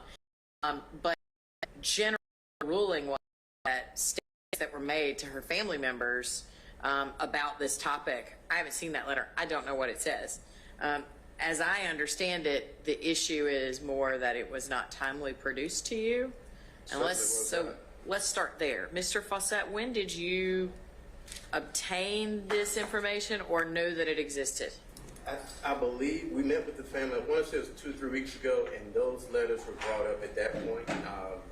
And it was my understanding at that time that the paralegal that brought them over would have them served. I did not check into it past that, so when we found out that it had not been done, I had the letters were brought over and given to the defense counsel. I want to say the stack, if I was estimating, somewhere around 50, 60 pages, maybe a third of that were letters and cards. What I did last night, yesterday I separated out 3 or 4 cards and 1 letter, and I copied those and gave that to the defense counsel. I don't think there's an objection to the cards, but the letters in particular, and why I think it wasn't something I was even looking at initially until we get to the point we're hearing some of the questions from the defense in the opening statement. And I think that the letter in particular speaks directly to the relationship between Melissa and her mother. It also speaks directly to Melissa's intent to keep her children, which I think is a theme of the defense in this case. She is specifically talking about, and this is talking about Kimberly Cambrone, Mr. Wolfenbarger's sister, Miss Kathy Wolfenbarger's daughter, and the discussion between Kathy Wolfenbarger and Kimberly Cambrone when Melissa was present. She's basically stating that we are having an argument about I want to keep my kids, and she's basically giving her mother the impression of the statement that Ms. Wolfenbarger is trying to invade on her as a mother. Essentially, is what the letter is saying. And I'm paraphrasing the letter, but that's what I'm getting from the letter. I think it's pertinent. I think it's relevant, especially opening statements aren't evidence, but that is the opening statement of the defense. Those are the questions that have been asked throughout the trial, and I think it's relevant because it sheds light on what Melissa's mind state was at the time of her death, her relationship with her mother, and her intent to keep her children and stay in her children's lives. And that was the intent. I'm sorry, to keep her children and what? Keep her children and stay in her children's lives. Okay. And so that's the intent of introducing this letter, to show that to the jury. Okay. Mr. McDermott?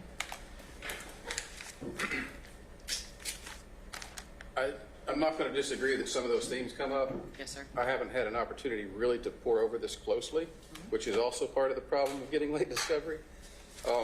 Let me say this. First of all, it's about, if you knew 2 weeks ago, we should have got it 2 weeks ago. Yeah, I mean, I was going to address that, and I. But let me add on to that. I know that the batch of cards existed as far back as Detective Shepard's interview of Norma in 2021. Okay. At that time, and we're talking about like birthday cards, greeting cards, things like that. Okay. That she had saved. Just one moment. Off the record, Mr. Samuel, I trust that our county commission is still.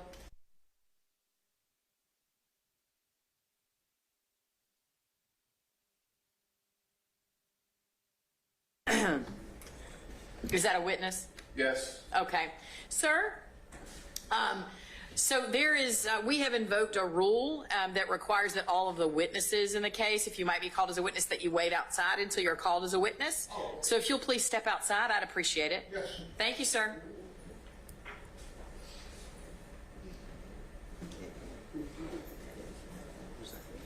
He was a witness. Thomas. Okay. Back on the record, there was a witness who was in the courtroom, and so I requested that he leave, and he did. You were saying, Mr. McDermott. So I know that the state knew that those cards existed in 2021. They also knew that Norma had certain documents that we didn't have as early as 2021, and I know this from the interviews that were done that recorded. I can presume, I think safely, that this letter was in that batch that early because it's saying it's part of the material Norma had and then turned over to the state. And she was apparently trying to give it to the Detective Shepard in 2021. So my contention would be that this should have been in the first batch of discovery we ever got. If Mr. Fawcett only learned about it a couple of weeks ago, understandable, still we should have known at that time. Okay. So a couple things. One, while it may not be best practice, there's a difference between a witness saying, yes, I have things like that, and then actually providing them to the investigator and or the state following up and saying, can we please have those things? And what I haven't heard so far... I'm sorry, I'm out of line. Go ahead. What I haven't heard so far is a representation that those things were actually, maybe they should have been, but that they were actually in the state's possession as far back as when Ms. Patton referenced them. So far what I've heard is that they came into the state's possession 2 weeks ago, which still means you should have had them 2 weeks ago or as soon thereafter as possible. So from the interview, it's very clear that she has the documents in her possession as she's speaking to him and that she's handing them to him to look at and that he's reviewing them. So whether he took some kind of formal possession at the time, I mean, they knew they had it at the time. And they would have had possession, custody, and control at that moment. And the case law is very clear that it's not just the DA's office, but anything in the police's possession and control as well. So, Mr. Fawcett? I can't reference the specific portion of the interview he's referring to, but that does not take away from the fact that we did not have possession of these items. That includes APD, that includes our office. I didn't have knowledge of them until we met with Ms. Patton, Patton and Norma Patton, so they simply weren't in our possession until 2 weeks ago. Okay. I understand, Mr. McDermott, your concerns. I share them regarding the late notice that they were handed to you, but if the information that I've been provided is accurate, then while it should have been given to you 2 weeks ago, I don't know that it's being provided to you now, given that there is clearly some acknowledgement that they exist as far back as whenever Ms. Patton was interviewed. I don't know that there's a basis to exclude it for that reason, for it having not been more timely provided to the defense in discovery. Beyond that, you had, I haven't seen them. I don't know what they say. Are you also asserting any other objections or efforts to limit their admissibility rather than simply that they were not disclosed timely, which I've already ruled on? well, I would reiterate the hearsay objection. I mean, and I would also say that this is not best evidence. Show me the original. Okay. Thank you. Again, I haven't read them. I don't know what they say, but based on the prior rulings that I made regarding the state's effort to admit statements by Melissa Wolfenbarger that were made to her family, specifically sister and mother, and that those statements satisfied the residual hearsay exception. You're right, Mr. McDermott, that the court still needs to address the individual, pieces of evidence, but it does seem as if they fall into that same category. And so for that reason, I believe that the same arguments the state has made regarding residual hearsay would apply here if they are what they've been represented to me to be, which is letters from Melissa to Ms. Patton and or greeting card, birthday wishes, etc., from Melissa Wolfenbarger to Norma Patton. So that's going to be my ruling. Anything else that we need to put on the record regarding that issue, Mr. Fawcett? I'm sorry, Judge, I didn't hear the last 5 seconds. That's okay. I was just saying I'm going to say that it falls into the same foundational category as what you've argued on residual hearsay. And so at least as a general proposition, there may be specific objections, but as a general proposition, I'm not going to exclude them. Do you have any other matters we need to take up? I don't, Judge, no. Mr. McDermott? No, Your Honor.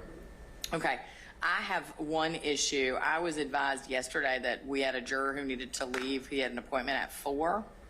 And now it's been pointed out to me that for him to be at that appointment by 4, he needs to leave at like 3. So it's getting a little hairy. I can probably impose for a few minutes, but not much longer. So I'm just giving you a heads up, given that Norma Patton, I expect, is an important witness. We're going to have to interrupt her testimony and bring her back on Monday unless y'all are going to conclude with her in 45 minutes. You think you can conclude direct in 45 minutes? Well, I just don't think that. I don't know. I mean, either way, it doesn't matter to me. I'm happy to. Gives you more time to spend with those letters, sir. Right, thank you. Okay. I think that would have been an appropriate remedy, Your Honor. Okay. So are we ready for the jury? Yes, Your Honor. Are we ready for the... Are we going to quit at 3:15 today? Is that your plan? Yeah, my plan is to quit as close to 3 as I can because I don't want to... I don't want to make a juror mad if I can avoid it, right? Unless it's an unreasonable request. Can we just go ahead and say that we'll get as far into direct as we can and end at the end of direct if it ends? Yeah. Okay. I mean, unless he stands up and asks 2 more questions and we're done. But yeah, nobody expects that's going to happen. So can we have the jury, please, Deputy? Thank you. And thank you for accommodating me this morning. It's fine. Noon time or whatever. Everybody got lunch. It worked. You considered my time, and I appreciate it. All rise for the jury.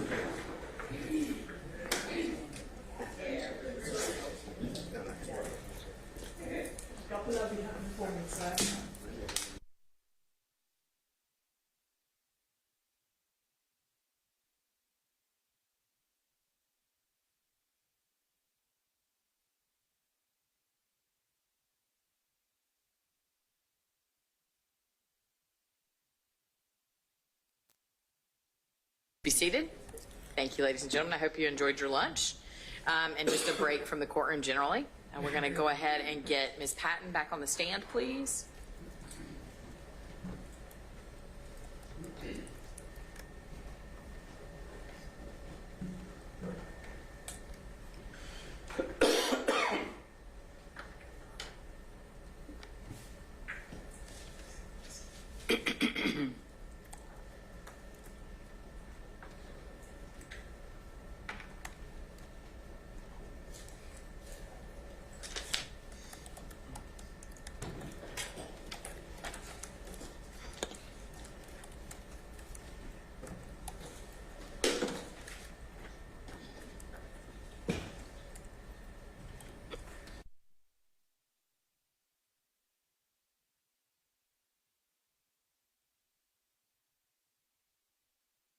Thank you, ma'am. We'll just take a moment to get adjusted. Thank you. And Ms. Patton, I'll just remind you that you were sworn in when you began testifying, and Yes, even ma'am. though we took a break, you continue to be under oath, okay? Yes, ma'am. Thank you. Mr. Fawcett, you may continue your examination. Thank you, Judge.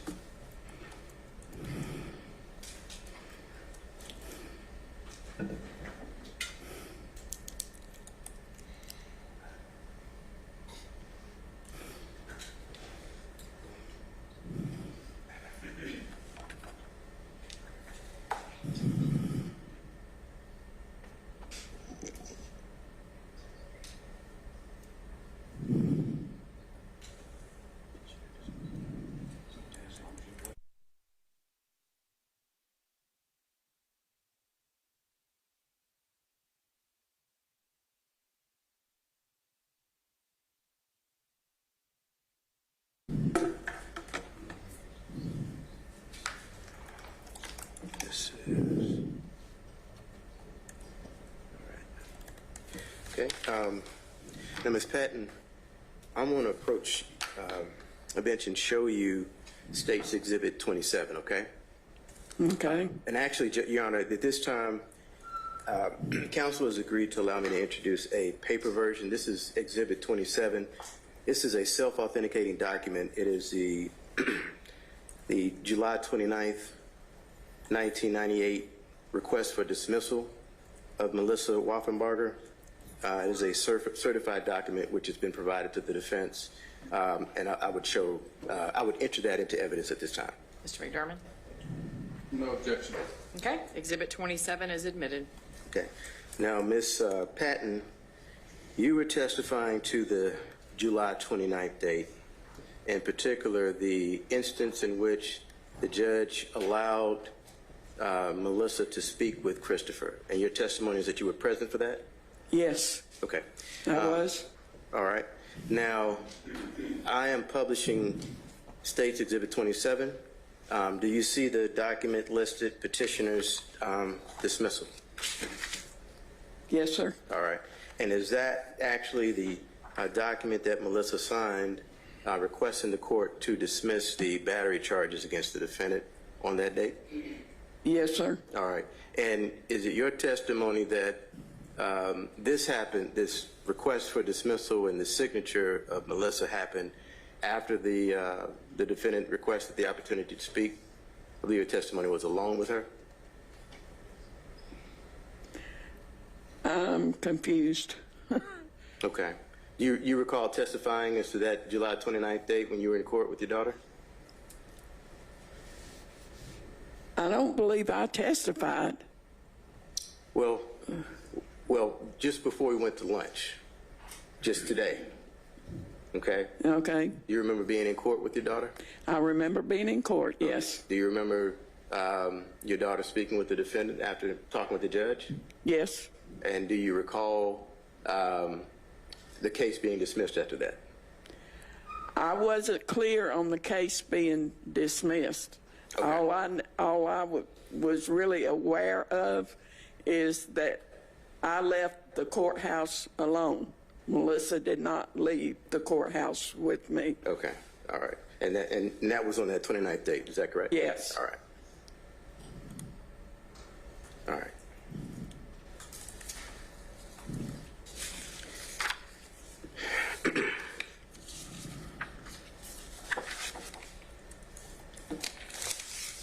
You were talking about that July incident. At any point, did you go either pick Melissa up after that incident occurred? No, sir. How did you come into contact with Melissa after that July incident? I didn't come into contact with Melissa after that July 29th. I turned the kids over to Kathy. Melissa was not with her when I gave the kids to Kathy.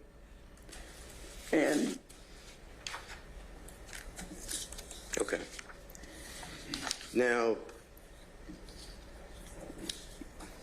you talked about seeing Melissa somewhere around 4 or 5 times during the year, on average during the year. Is that correct? yes, And would Melissa reach out to you and call Patton in the form of either calls or letters? it was usually just her coming to the house. What do you mean by that?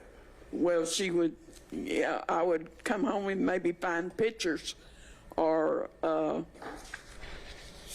where she had been there and left pictures of the babies. Okay, all right. And what about birthdays? Would she reach out to you on your birthdays? Oh, she always called me on my birthday, the holidays, and mine and her dad's anniversary. She always remembered the dates. Would she write cards and send you cards as well? Oh yes, I got cards all the time.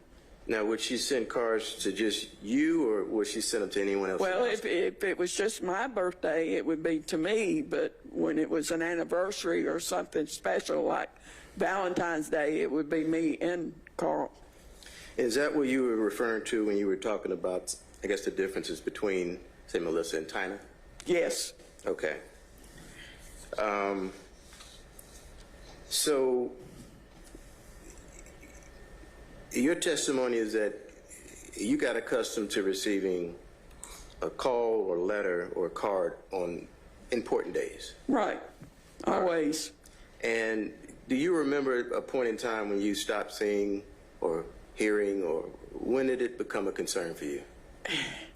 In September and October of 98,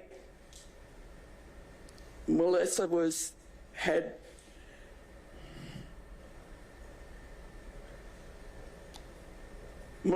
in DeKalb County Jail. I found out that she'd been picked up for violation of probation. She was in the DeKalb County Jail, and I went to see her while she was locked up in September and October. Okay. And so you went to the jail to see her? Yes. All right. What condition was she in when you went to the jail to see her? Melissa's always been a really quiet child, so we just basically, trying to find out what her court date was going to be and that kind of thing. At that time, she told me that she wanted something special for Christmas. And I said, okay, what would you like? And she said, it's not something you can go out and buy, Mom. She says, you don't have to go out and buy it. And I said, okay. And she said, I want a picture of me and Pawpaw. Okay. Who is Pawpaw? Pawpaw was Carl's father. All right. And he passed away on one of the times that Melissa had run away. Okay. I see. Okay. Did that have an impact on Melissa? Yes. All right. And is that why she wanted that photograph?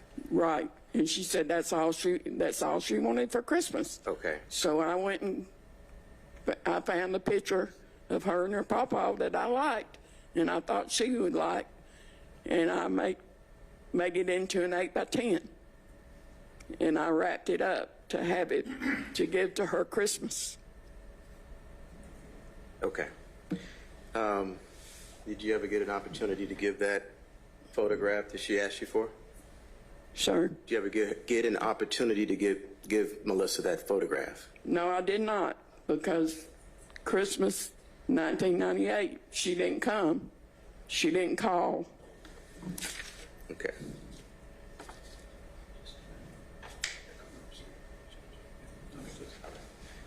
Now, Miss Patton, I'm going to hand you what's been marked as State's Exhibits 69. Let me start from the chronological order. 67, 68, 69, and 7.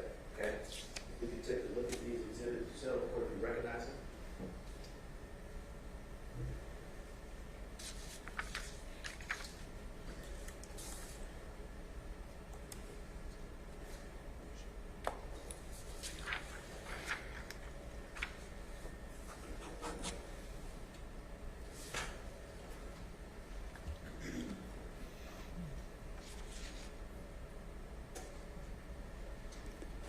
Yes, sir. Okay, all right. I'm going to hand you what's been marked as State's Exhibit 1. Can you take a look at this exhibit and tell the court if you recognize State's Exhibit 1? Yes, that's my baby girl. Okay, is it a photograph of her? Yes, it is. Is that photograph representative of how Melissa looked at the time of her death? No, sir. And why not? Because this was a photo that we went to Glamour Shots at South Lake Mall. Okay. Just me and her. And how old was Melissa at that time?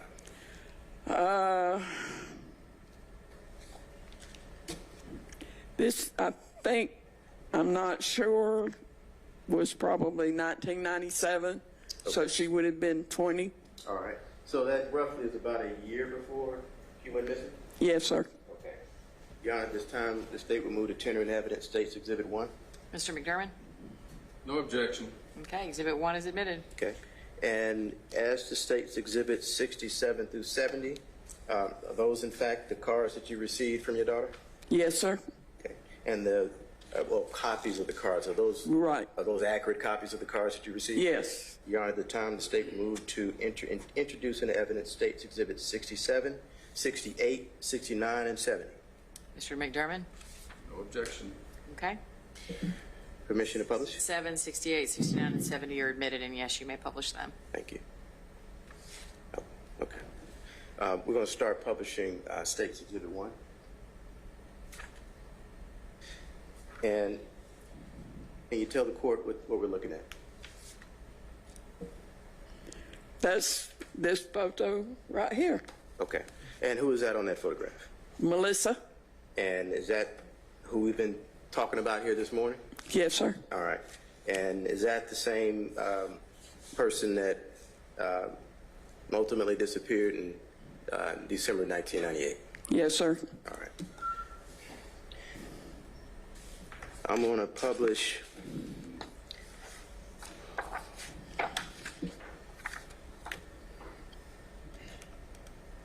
State's Exhibit 67. And you were testifying as to cards that you would receive from your daughter. Can you tell us what we're looking at that's being published from State's Exhibit 67? It's a card addressed to me that I got for my birthday. All right. And what's the date indicated on that card? You see that? Do you see the month? February. All right. And you see the year that was sent? Yes, 1997. Okay, and that appears to be that same year that we had the Glamour Shots photo in Exhibit 1? I believe so. Okay.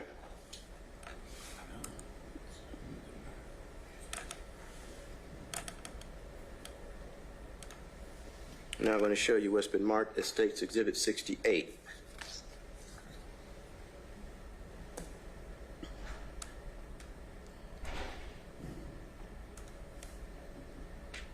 Now, Exhibit 8 is being published now. Can you tell us what we're, Exhibit 68 is being published. Can you tell us what we're looking at? That is anniversary card that Melissa sent to me and her dad. Okay.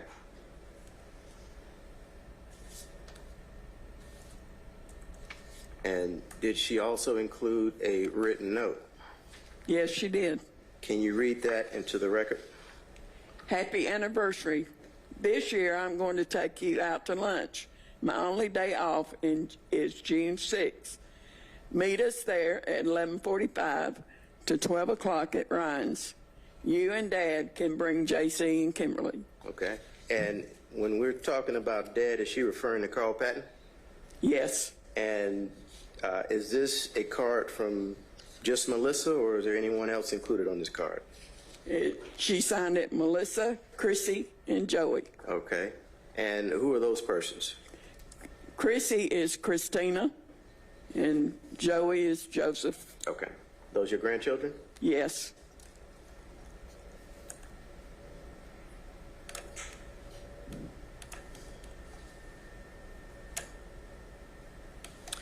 Now I'm going to show you what's been marked as State's Exhibit 69.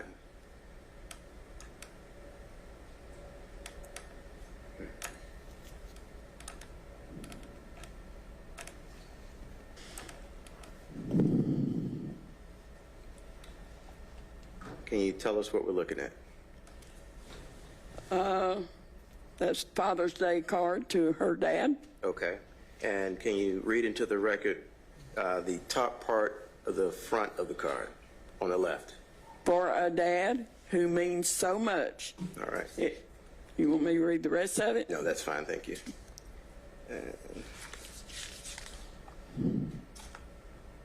I'm going to scroll down to the bottom of State's Exhibit 69. And is there anything written at the top corner of that exhibit? Father's Day. All right. And who is that addressed to? Carl Patton. And who is he? He is Melissa's dad. Okay.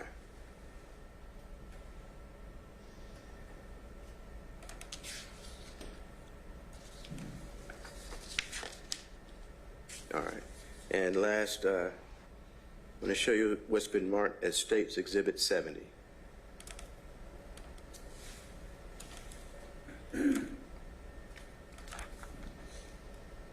Exhibit 70 is being published. Can you tell us what we're looking at? That is Mother's Day to me. All right. And is that in 97 as well? Yes, it is. All right. I'm going to scroll down to the end of State's Exhibit 70. And do you see a handwritten note from Melissa? Next Wednesday, May 14th, I would like to take you and Daddy out for lunch. I'll give you your Mother's Day present then. Okay. Now, so when you're testifying as to the ways that your daughter Melissa would keep in contact with you, is that what you've been talking about? You know, the exhibits represented in 67 and 70. Yes, sir. 6 through 7. Okay. So we get to December, and you do not hear anything from Melissa. Right. When do you start to take action, or when do you start to do something related to that? I was really upset that I hadn't heard from her, and she didn't call Christmas Day, and she didn't come. So I started worrying immediately. It took me until my birthday to convince her dad that something was wrong. That Okay. So his birthday's to my birthday. Okay. And that would have been around February. That was February, yes. 99. Yes. All right. What do you do when you start to, and when we get to February, what happens then? We start trying to find her.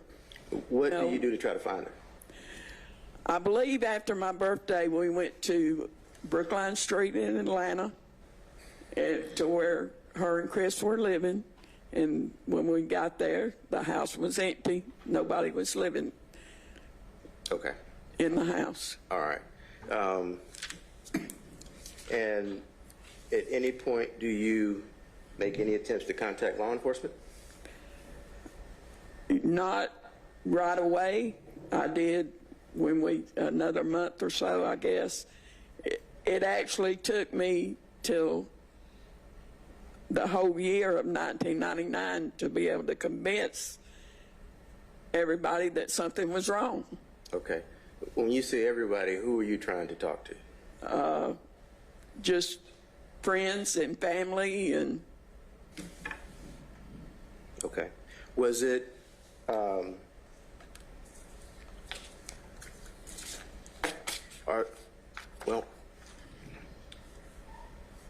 had there ever been a period of time when you had gone without speaking to Melissa? Like when you're talking about December to your birthday in February. Had you ever gone that long without talking to her? No. Okay. No. That was the longest time frame that I hadn't talked to her. All right. What is the first law enforcement agency that you attempted to contact? Atlanta. Okay. And did you speak to someone at the Atlanta Police Department?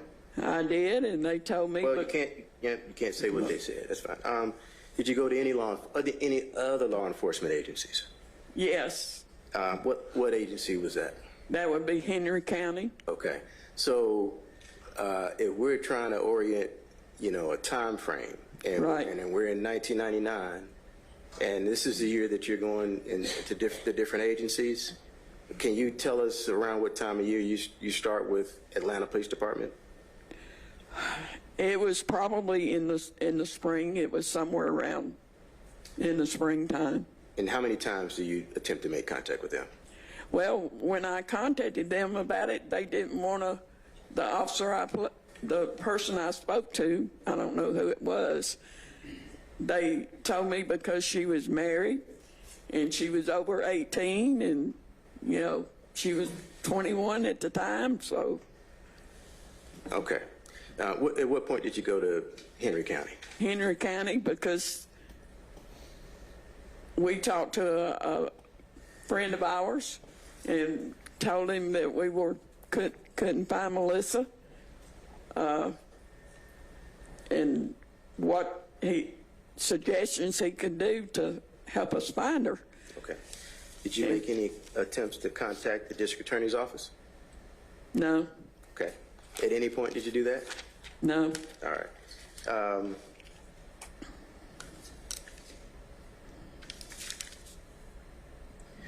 What other efforts did you do to look for Melissa during that period, in addition to going to different agencies? Well, when we went to Brookline Street, one of the neighbors told us that Chris was working at the glass company. So we went over there, and Carl went in. And you can't say what anybody told you. Were you able to locate the defendant at that glass company? No. Okay.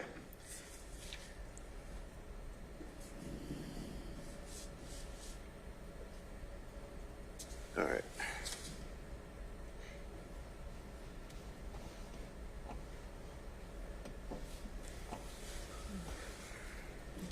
At any point did you meet with any lead detectives from the Atlanta Police Department after an investigation was open?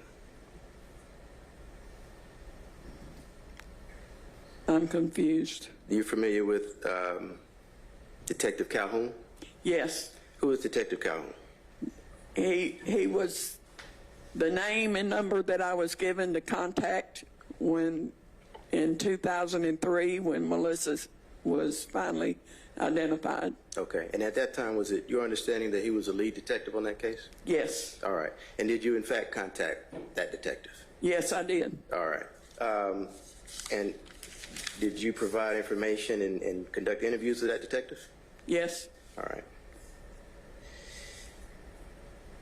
And at any point did you conduct any interviews with the medical examiner's office? When I went and met with Detective Calhoun, he immediately took us to the medical examiner. He took me to the medical examiner's office. And what happened when you went to the medical examiner's office? They basically took my sample. What do you mean by that? A cheek swab. Okay. All right. So you gave a DNA sample that day? Yes. All right. And what was the purpose of that? To verify that it was Melissa. Okay. All right. And at any point, you familiar with Kathy Wolfenbarger? Yes, sir. Who is Kathy Wolfenbarger? She is Chris's mother. Okay. What's your relationship like? And I'm referring you back to that period of time when Melissa was alive. What was your relationship like with Kathy Wolfenbarger? The few times that I saw Kathy was when she brought Melissa and the babies to my house for Christmas. Okay. When did you first meet her?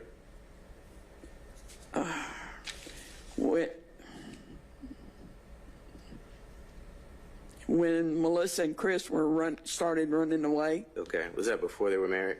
Yes. All right. And did you ever make any attempts to contact Miss Kathy Wolfenbarger looking for your daughter? And when we couldn't find Melissa in 1999, I caught Kathy pulling it in her driveway and getting out of the car with the two babies, Christina and Joey. Okay. What did you do after that? I pulled in the driveway. She immediately sent the two babies into the house. And when I got out of my car and walked up to her, I asked her where Melissa was. Okay. All right. Was that successful in locating your daughter, Melissa? No. All right. You had previously testified that Melissa would write letters to you. Yes. And would Melissa ever give you any insight as to what her life was like with Kathy Wolfenbarger and Kimberly Cambron? Basically, that in order for her to get any time with Christina, that she had to get up early in the morning and take the kids before Kathy got up there. Okay. I'm going to hand you what's been marked as State's Exhibit 71. Tell the court if you recognize this exhibit. Yes, sir. How do you recognize that exhibit? It's one of the notes that I got home and found on my door. All right. And you recognize the handwriting on that exhibit? Yes, it is Melissa's. Okay. How many times would you say you'd seen Melissa's handwriting? Too many to count. Okay. Is it more than 5? Yes. More than 10? Yes. And when she would send you the cards, as I've entered in 67 through 70, would she often write in her own handwriting as she did on those exhibits? Yes. And are those exhibits representative of what you actually turned over to our office? Yes. But in terms of the number, did you provide substantially more cards from your daughter? So there are 4 cards that you were shown? Yeah. Have more cards than that? Yeah, I believe so. All right, okay. And is it your testimony, or are you able to say, based off of your experience viewing Melissa's handwriting, that is in fact Melissa's handwriting? Yes. Depicted on State's Exhibit 71? Yes. Your Honor, this time the State moved to tender in evidence, State's Exhibit 71. Mr. McDermott? No objection. Okay. Okay. I'm going to turn your attention to the back page of this exhibit. 70, forgive me, I forgot to say, 71 is admitted. Did Melissa ever write to you and talk about Kathy? Did she ever write to you and talk about Kathy Wolfenbarger? Yes. Did she ever write to you and talk about Kathy and her children? Yes. Your grandchildren? Yes. On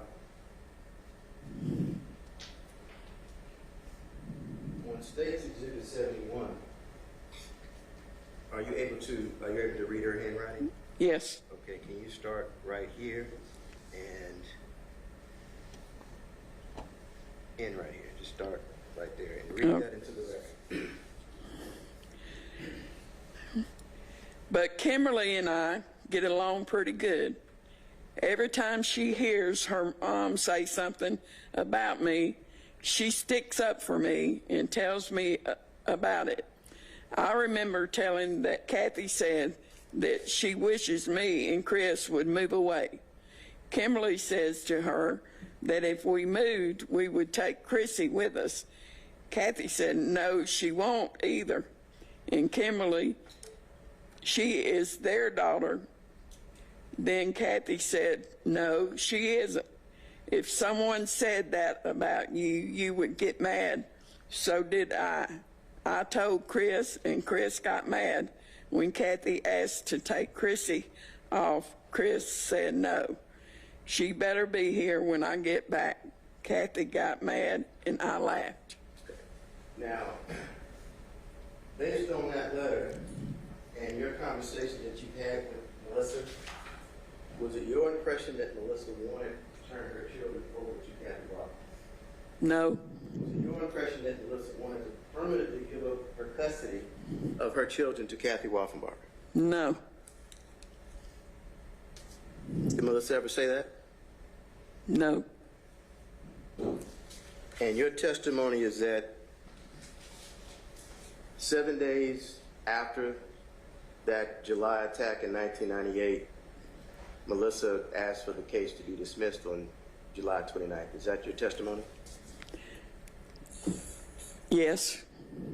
And is that also the date that your grandchildren went back with Kathy Woffenbarger? Yes. Okay.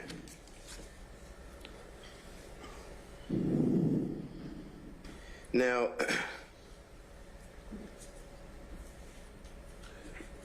you mentioned in 2003 that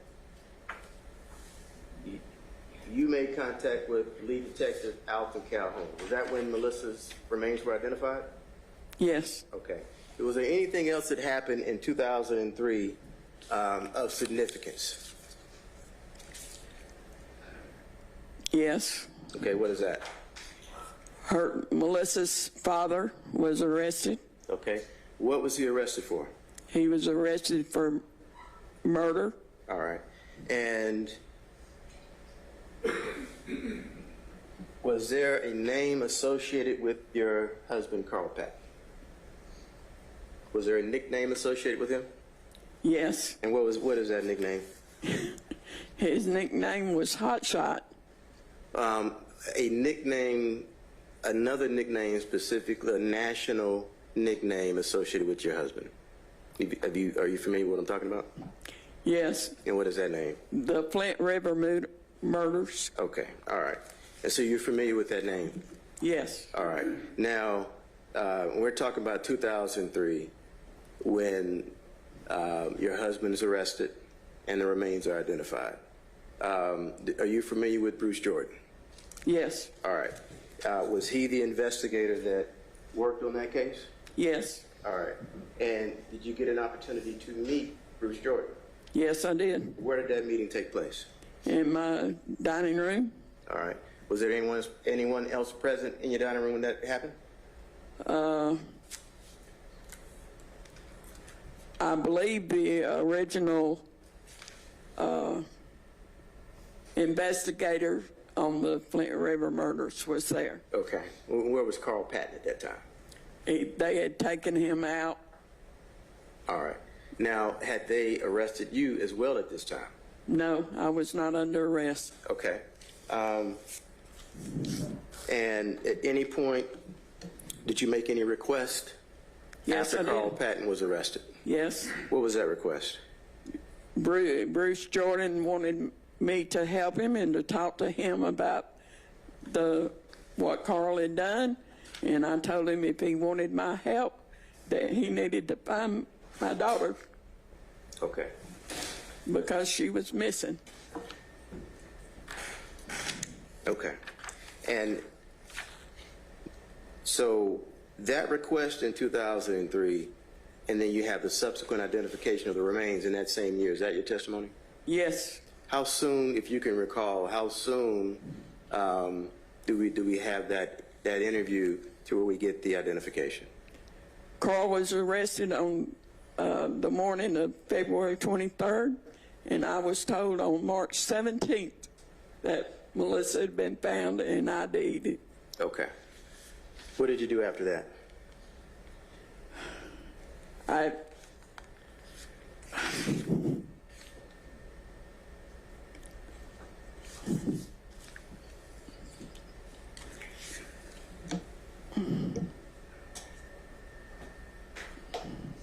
I'm not understanding the question. Okay. After you found out about the identity of the remains, did you know where the remains were located? Yes, he told me they were in Atlanta. Okay. Did you know where in relationship to the Brookline residence those remains were? I was given the address of Avon Avenue. Okay, all right. And did you also know that that was the same location where the defendant worked? Were you aware of that? I did not realize it at that time. Okay. It was not until I met with Detective Calhoun and he took me to where she was found. Okay. Now, going back to the request that you made of the detectives, did that end that investigation for you? Did you have to resolve any criminal cases yourself related to that Carl Patton homicide? Yes, I did. I had to testify against him and tell them, answer their questions. Okay. And so you testified against Carl Patton? Yes, I did. All right.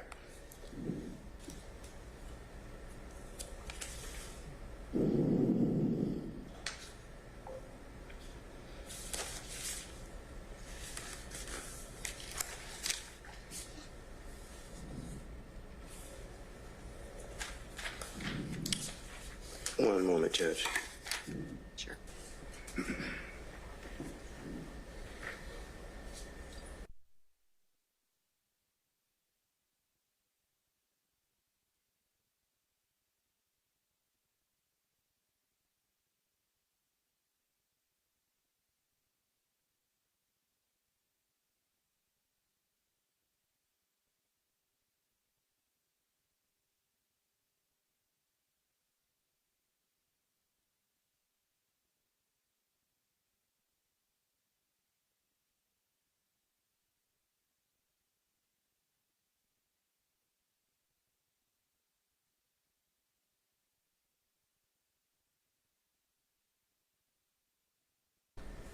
We had discussed the timing of today, and I think now is as good a time as any. Yes, Judge, yes. Unless you have some, okay.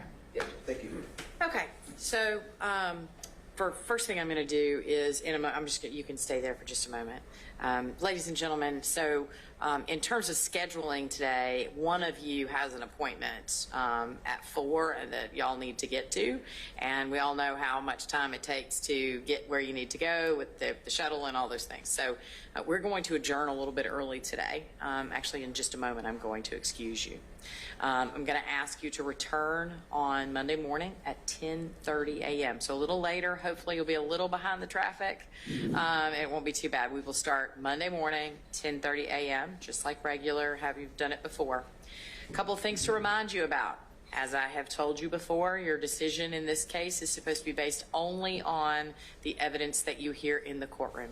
And so that means it would not be proper for you to talk to anybody about this, to allow anyone to talk to you about it. And that includes even amongst yourselves until I instruct you to begin deliberating. It also would not be proper for you to drive by locations, to look locations up, to look people up. And most assuredly, please don't do any independent research. Please try to avoid media in case there is media coverage regarding this case. Because again, your obligation, the oath that you undertook, was to make this decision based on the evidence that you hear in the courtroom. With that, I will thank you again for your time and patience and attention to this process. I hope you have a great weekend, and I'll see you Monday morning at 10:30 a.m. Thank you.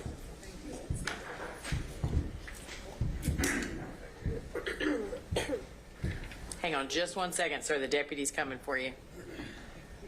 Thank you.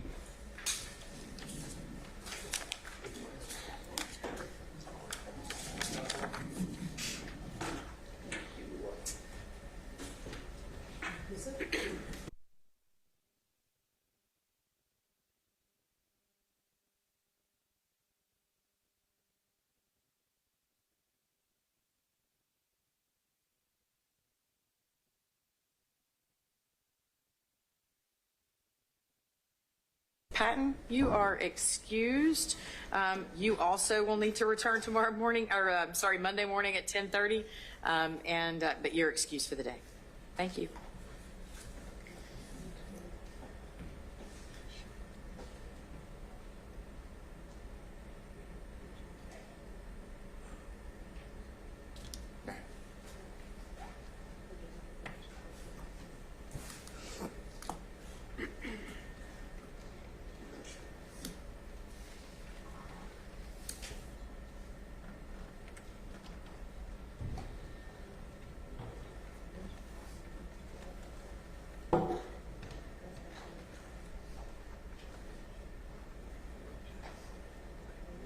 Okay.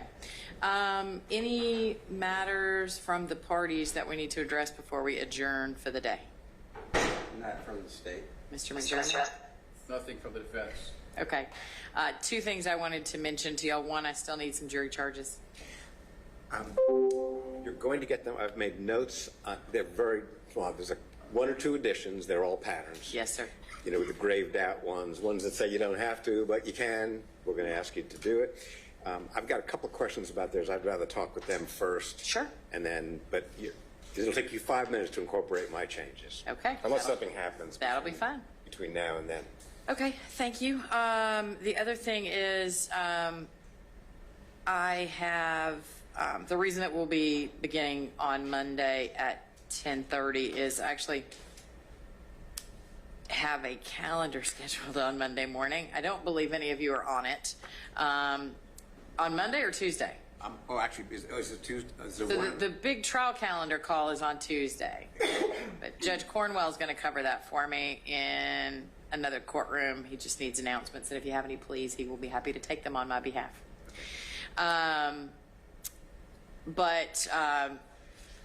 So on Monday, I just wanted to let you know on Monday, we will be starting at 10:30 because I do have that matter. But basically, my intention is the moment, we get to 10:30, we'll just have Ms. Patton retake the stand, and we will start again with the jury. When there is that big of a gap in witnesses testifying, I probably will have her sworn again just to make sure.